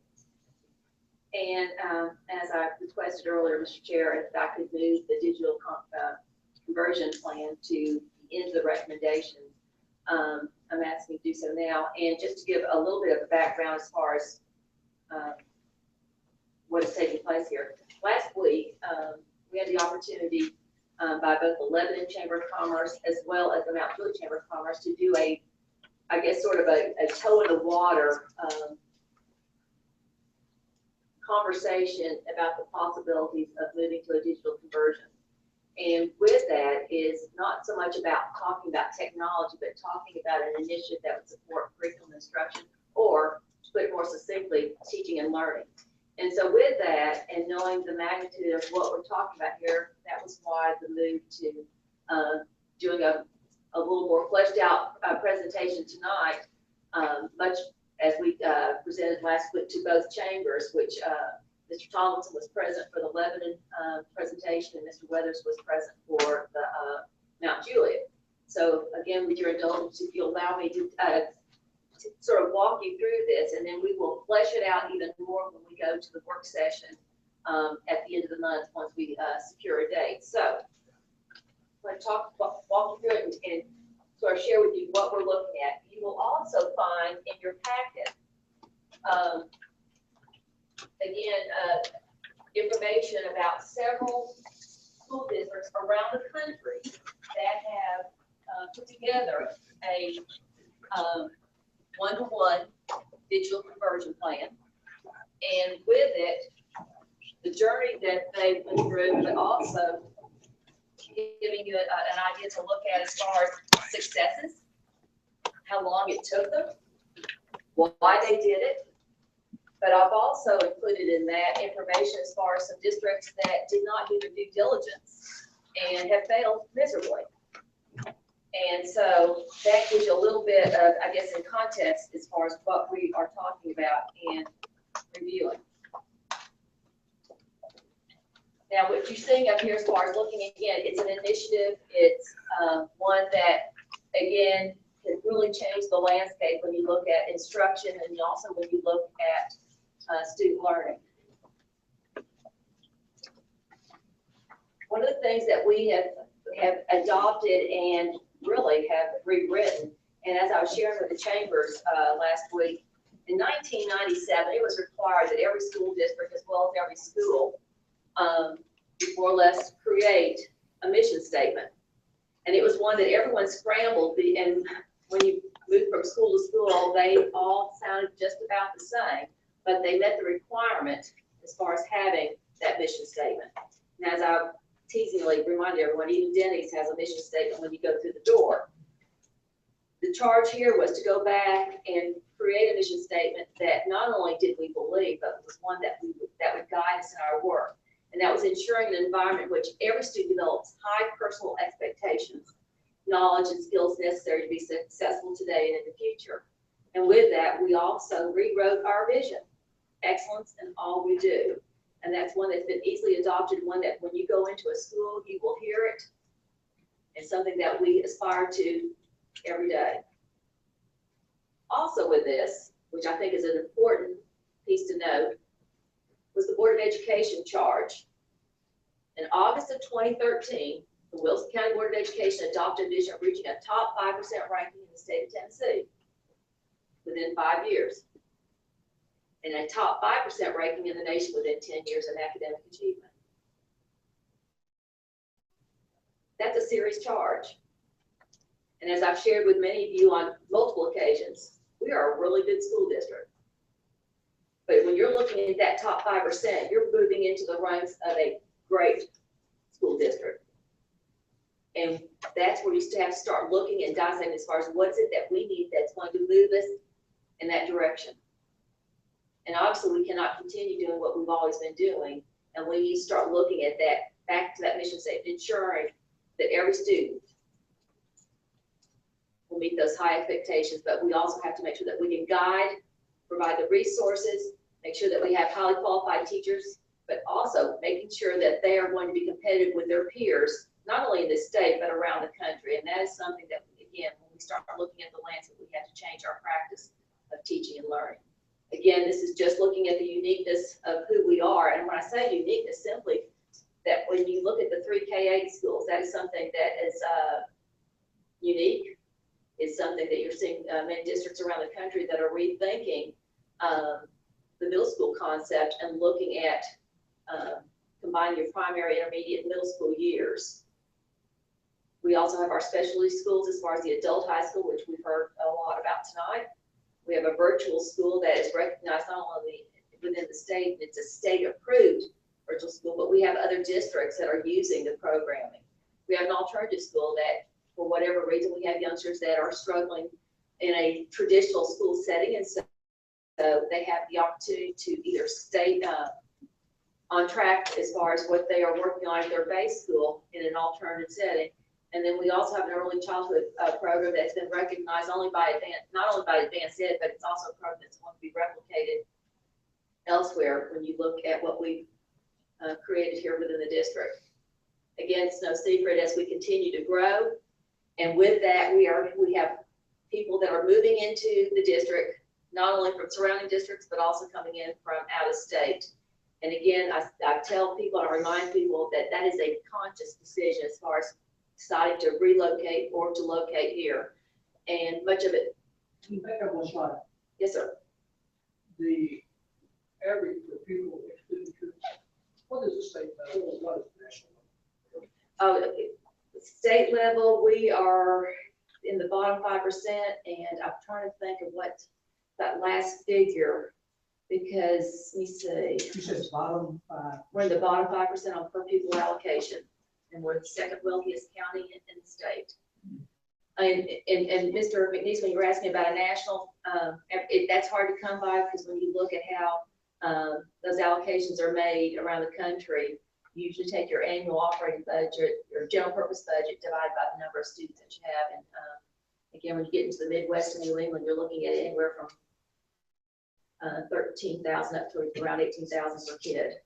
In our state, Oak Ridge City School, which is in their information I provided on, they're on a 1-to-1 conversion. They're about 11,000 per student, so you'll have something in context. Is it almost 12? 11. I knew it was over 11.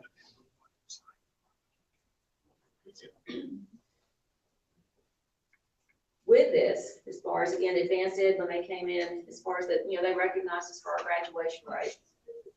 I say this again so I can place all this in context as far as why we're looking at this one-to-one conversion.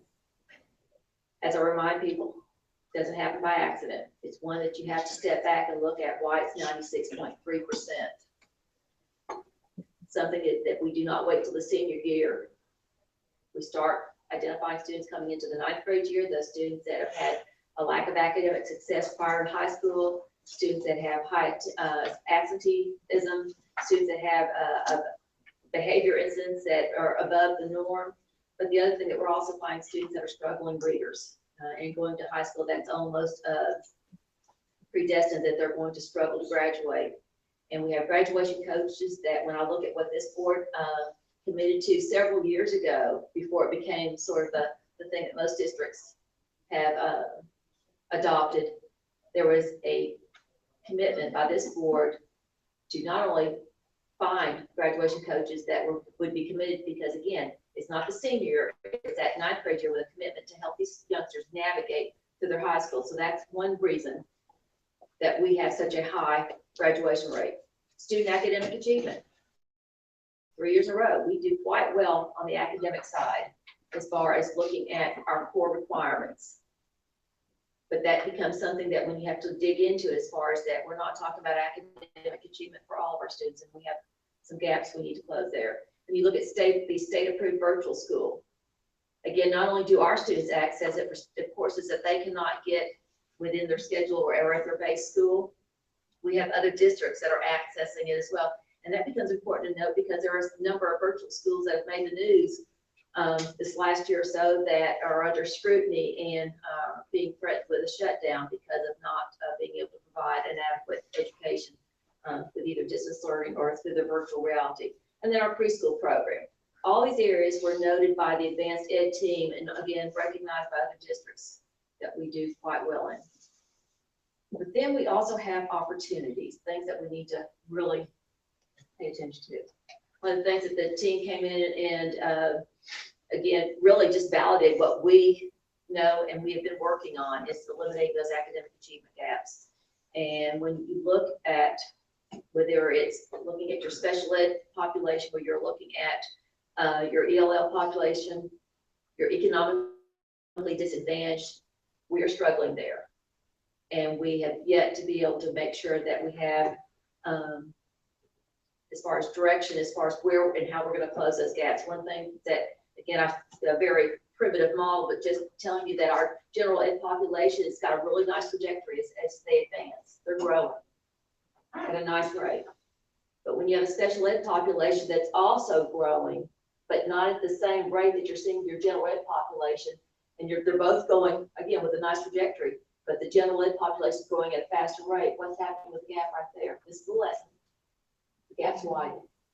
So we're struggling there. The same thing with the economically disadvantaged youngsters. And what you're seeing is multiple overlays with the same kids.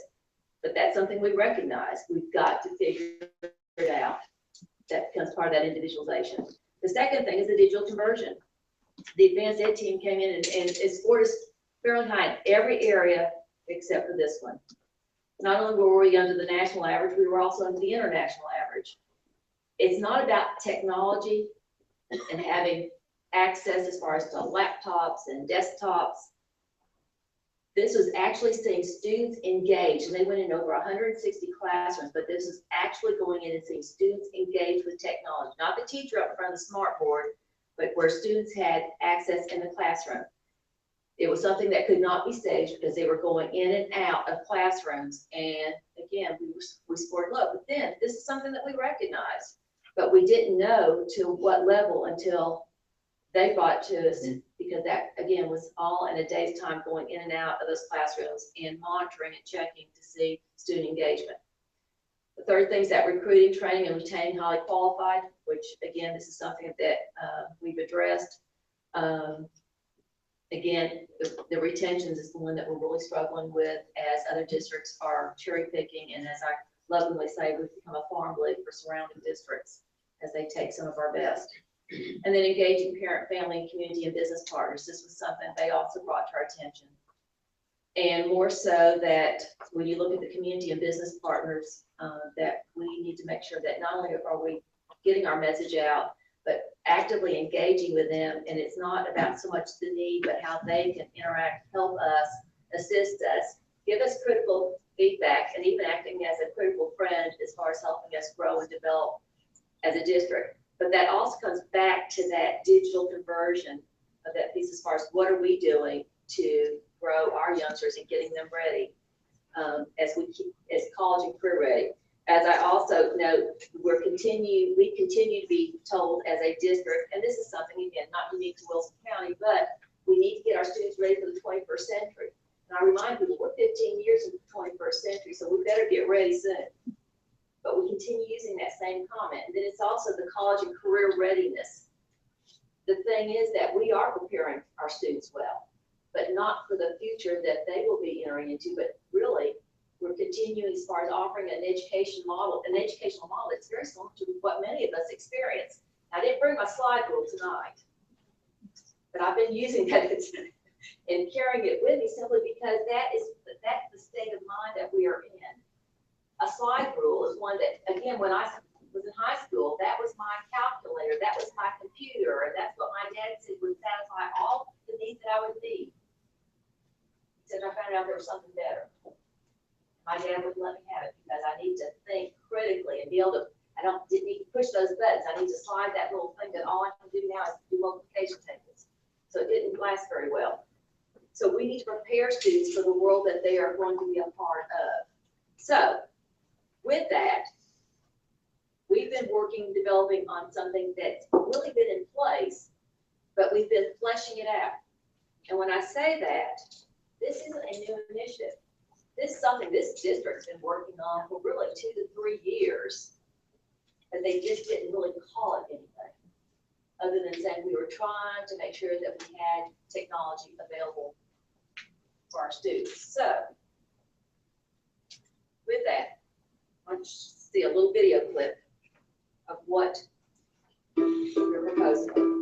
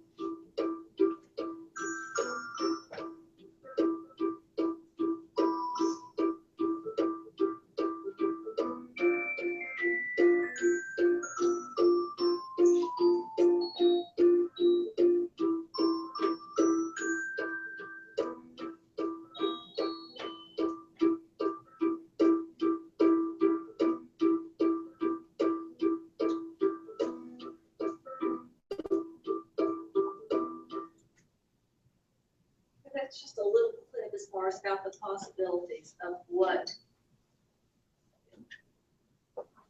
we're talking about, what we're proposing. And again, it's not something that's, new. Something that this district's been working on for a couple of years.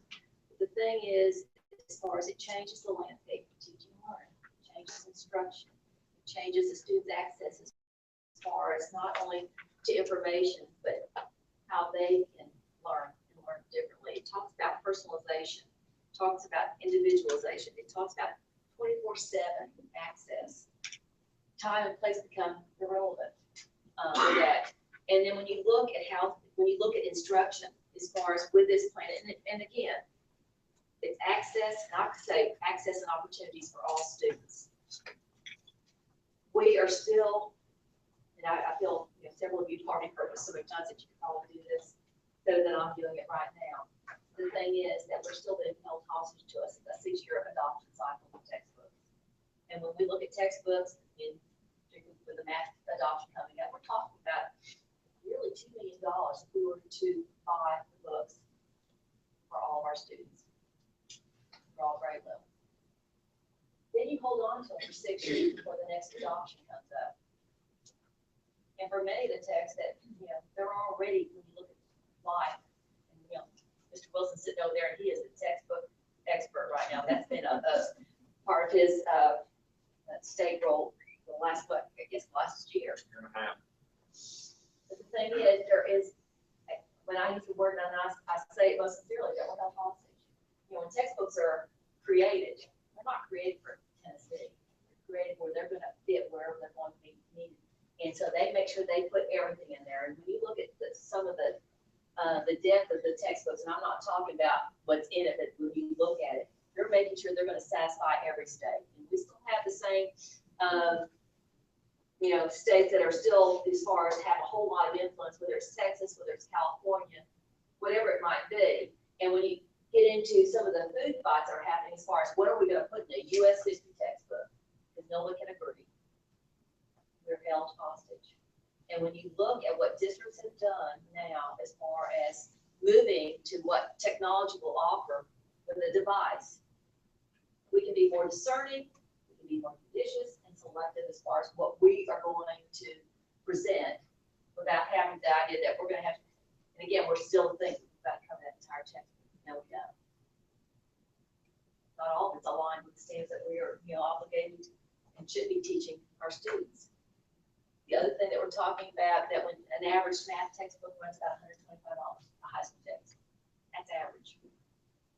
And you think about what some of these kids are carrying around, as far as if you look at some of the book bags lately. I think Mr. Brown, Bill Brown was telling us at Mount Julie that the average weight's about 45 pounds. But that's not even the important stuff, because when you look at what you see with the device, we'll take a Chromebook, for example. The market's really driven down that price. We talk about $250 to $300. We can load content for about $75 a kid. When I say content, what's essential as far as what they need to learn. There's open source, there's open stacks. University of Texas in Austin, they have a system as far as that they have vetted material. What you take, you also have to make sure that you provide, and it's coming in from all over the country, but it's already vetted. So there's all kinds of opportunities here as far as changing in the landscape for instruction. But think of what that means as far as for a student. Got some comments here that there was middle school students particularly that were surveyed talking about their online learning experiences. And the things that really came to the surface as far as being able to get extra help in a subject that's really hard for me. Without humiliation or embarrassment. Greater comfort in asking teacher questions because they can do it without having to do this. Ability to review class materials many times as I need it. To go back over and over again. Having access to a teacher after school where teachers, and we already witnessed this in Watertown, I'll be available from 7 to 8 o'clock. If you have anything, and students are accessing their teacher and talking, which I don't know if the students really like it, but when we're out in the snow and for 2 weeks, teachers are actively engaging their students online and didn't really hear any complaints from the kids. It's easier to share ideas with classmates, and this is the one that really resonates. Think about this with kids. I get more personal attention from my teacher. That's really important at that age. When you look at what happens, we put personnel there, the thing that still circulates, what's going to take the place of the teacher. Nothing will ever take the place of the teacher. It doesn't. It becomes a tool for a teacher to expand their repertoire of what they can offer. It also becomes an efficiency for a teacher. because they're building that as far as what they are going to be offering the class, whatever that content. Assessment, I'll tell you what, that's a word that just needs to disappear from the glossary. Because assessment's taken on all kinds of different connotations. But again, it can be a pulse point where you're taking a 30-second, as far as 3 questions, checking for understanding, that's an assessment. To where it might be where you're looking at even, but it's not gonna go away as far as requirements by the state. Everything next year is online. And being able to provide that without having to do a rotation. And then the thing that many of the districts that we place in there that where they didn't do the due diligence is having that network infrastructure. This district's been working on that for a while. We have good infrastructure. We have capacity to be able to do so. So what are we talking about? I cannot underscore this enough. It's not a technology initiative. That's just the thing that we'll post. It's a curriculum and instruction initiative. It's about teaching and learning. Providing equitable access for every child. Access and opportunity. If anything, we have a digital divide, something that becomes very evident with the haves and the have-nots. And if you're watching as far as particularly what's happening as far as when they start looking at public education across the country, that's the thing that becomes a big divide for youngsters, the haves and the have-nots. It reduces and eliminates that digital divide because it makes a difference that everyone gets a device. That way, everyone would have received a textbook, everyone gets the device. And it's not one where you've got some districts that are doing that, bring your own device, they're failing miserably. Teachers are saying, I can't do this, I cannot manage an iPhone, an iPad, whatever they might bring in, so we're not using anything. The other thing that's happened with districts that have gone to a bring your own device, it's affecting their systems as far as, viruses, inappropriate use, because they can't place that filter on there to control what's happening when you bring your own device. So again, it's a money saver, but it's useless because they can't control it. It elevates the learning potential of every child because now it becomes personalized. I can monitor through that device as far as how I'm going to work with that youngster, whether they're the struggling reader. Again, giving an example, watching a kindergarten class with the headphones, little mouthpiece, they're reading, and that teacher can listen for pronunciation, help and guide them. It becomes very personalized to where you got a student that's working on a calculus problem. You've got a teacher that can work with that without student having to ask the question that might. Again, and if you think about your own classroom experience, and I'll turn around this, if you've ever had difficulty learning something, think about it for just a minute. Well, Mr. McNeese did, so. For those of you that did, how did they feel? Just think about that for a minute. How did it make you feel? And were you willing to risk putting yourself out there? It appeared that everyone else understood what was going on in that calculus class. And did you dare ask the question? You don't have to, because what happened then, because again, the worst thing when you talk to kids, they talk about that moment of humiliation. They talk about that moment of embarrassment. It elevates that learning potential because that teacher can dig in and work with that child. Here's the big thing. It's updated, it's accurate, it's relevant resource every day. It's not dated. It aligns to current state and district standards. What kids should know and be able to do. Instead of having to sort through the text and figuring out, does this align? Is this what we want our kids to know by grade, what they should know and be able to do? Here's something, again, there's a lot that's already been done. The capital outlay projects have allowed us to incorporate digital learning initiatives. This is new with districts with, whether it's major renovations or even new buildings. The FF&E, that's part of capital outlays, furniture, fixture, and equipment, you can build into that now.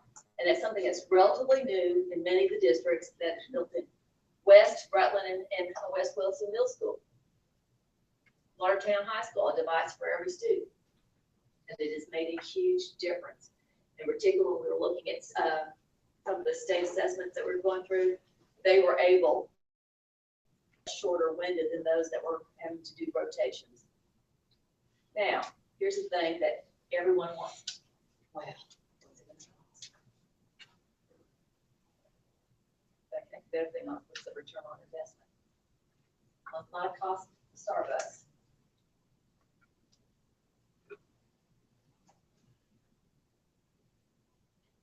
What's the big thing with McDonald's right now? Any soft drink, any size cup of coffee for $1. Did you add tax? $1.09, very good. So what we're talking about, if you break it out, we're gonna talk more about this when we have our work session. If you look at a daily breakdown, it's about 36 cents a day. If you look at it in a broader sense, as far as comes down to about $1.09.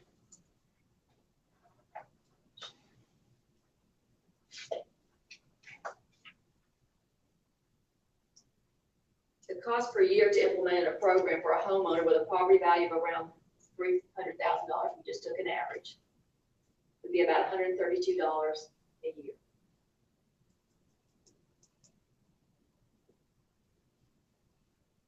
Cost, return on investment.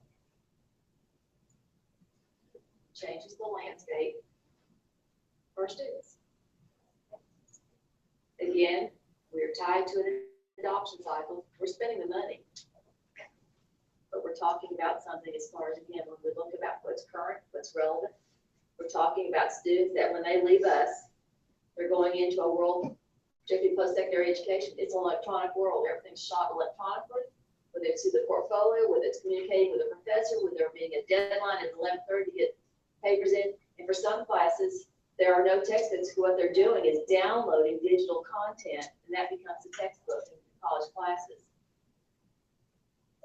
The new, some of the new texts that are coming out now, you can buy the text, but you can also buy electronic access as well. So we're still being held hostage some way until I guess they complete their stock. I don't know.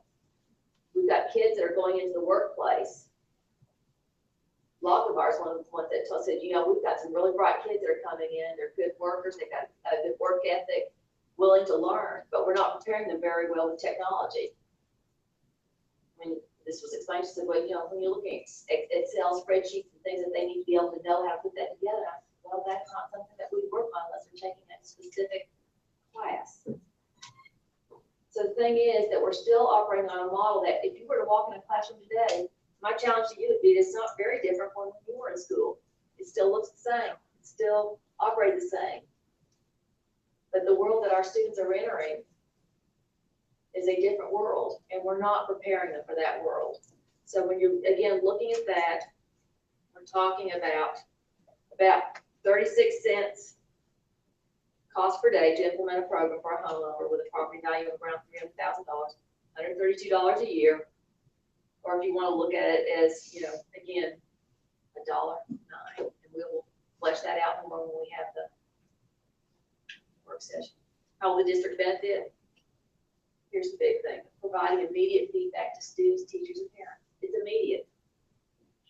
Instead of presenting the paper and waiting several days, in some instances in high school, it might be a couple of weeks.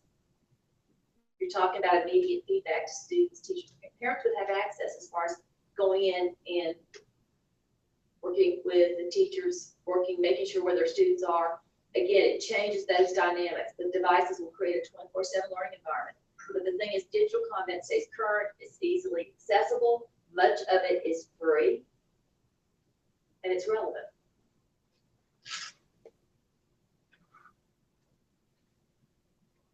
Again, it's not just about students, it's about the teachers, it's about the community. It's changing the future, preparing the future, our students for the future. It's, again, making that transition. If you think that we would have to give up because it's no longer needed. The things that you also have to look at is making sure that teachers are trained and prepared. Some of that materials that I presented to you, that when you look at some of the failures, they failed to provide the appropriate professional development for teachers. Put a device in their hands and said, go for it. The other thing that also happened was not preparing students as far as making sure that they are trained as well, as far as not so much taking care, because many of these districts are talking about that they've been really surprised how well these students are taking care of the devices. But again, it's making sure that they know how to access information. That becomes part of what's embedded as well. But the thing is that when you look at 3 to 5 year cycles of some of these districts, they're seeing great success that in turns benefited. And I know it's one that many get tired of hearing, but I guess the one that still becomes the best example because of the depressed state and the struggle is Mooresville, North Carolina. And people, when they go into that district, they said, but look at their buildings. Look at their buildings. Yeah, they're getting great outcomes. And yes, they've got the devices, but look at their buildings. Well, let me tell you what those devices and those great outcomes have done. They've just been able to pass the biggest bond issue in the history of the county for the first time, $40 million to get a brand new high school built. I don't know that there would have been the intestinal fortitude 5 years ago to be able to get a bond issue passed, nor would they have had the economic vitality to be able to make that determination.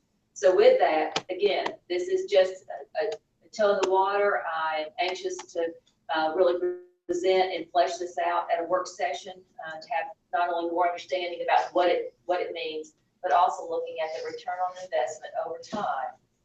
Because it becomes part of what you prepare in your budget, as opposed to when you look at the instructional side, whether it's the textbooks, the materials, things that we provide for our students right now. The transition as far as moving into that digital world takes place. That question that always comes up, you mean we'll never see a hardback book again? No.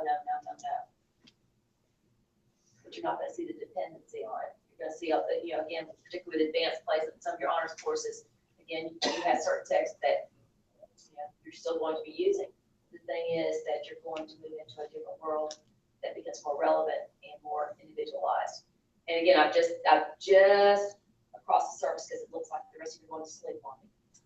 And again, there's more information coming, more detailed, what it looks like, how it roll out. And not that there's an urgency, but again, when you look at it, a year of time in an adult world is a year that's wasted for many of our students. Are we doing well? Yes. Are we a good school district? Without a doubt. But if we're serious about that charge and moving into the top 5%, what moves us to that level that makes the difference? And this is, again, the game changer, the thing that would make the difference, that would elevate. Because again, we're talking about each student, not as far as a group of students. So with that, Mr. Chair, that's the toe in the water. Does it snow though? No, it's another toe.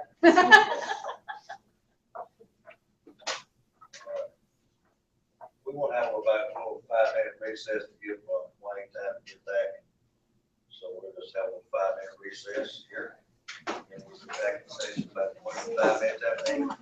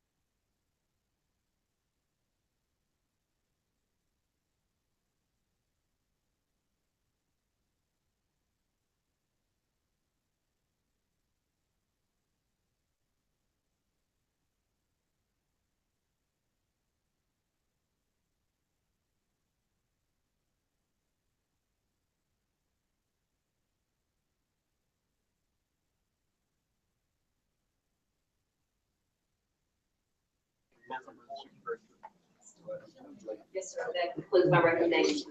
Conclude your recommendations. I hear a motion that we receive her recommendations.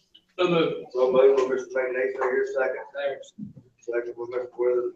All in favor? Second her recommendation, vote aye. All right. I guess next order of business is the old business. And at this time,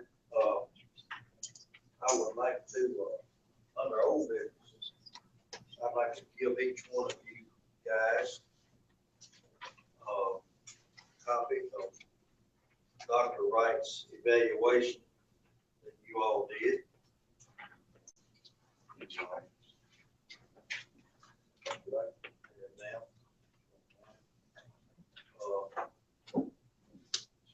Got something here that I want to read. It's on the cover sheet. I'll read it for everybody.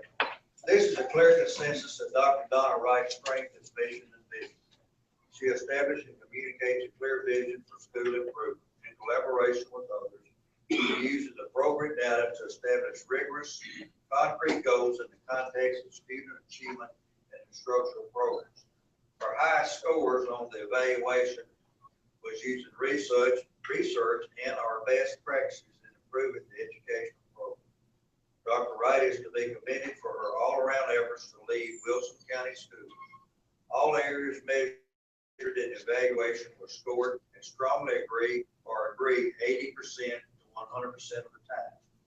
Financial management was marked most consistently as the area that they strengthened. As one board member stated, financial management is an area that seems most challenging to any educational leader, especially in a district that is growing so quickly. Our goals: Dr. Wright will constantly communicate with the school board to help maintain a clear understanding of financial needs and concerns. Dr. Wright will continue to provide a laser-like focus on increasing student performance, both achievement and growth, by providing guidance and oversight to the school and system-wide administrators to help them achieve their goals. Ladies and gentlemen, you all have the graph there of all of the categories that we were asked to use to score Dr. Wright, and I've made those available to you there. I would like to say to everybody that's listening that these scores were done online, so I have no idea what anybody put down, as nobody has any idea as to what I put out on my evaluation. But Dr. Wright, it's the first time that you've heard this, so I'm going to give you a copy of that also, so that you will have.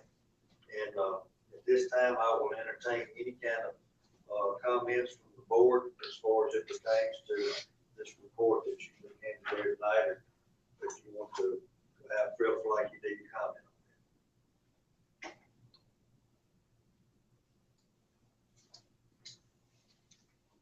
on that. If not, then I guess our next order of business would be to go into new business, and that would be, I would like to ask you all, after seeing the presentation tonight on the digital conversion, I feel like it's important that we probably have a work session to sit down and discuss this at great length, and a date that might be, I wrote down here, I looked at my calendar, would June the 29th, that's a Monday, would that be, could y'all all be here for that? Bill? My wife and I both have doctor's appointments on that day. Be at 5 o'clock. 5 o'clock in the afternoon. We're trying to go with that. Don, Linda, it's 5 o'clock on the 29th, okay, y'all?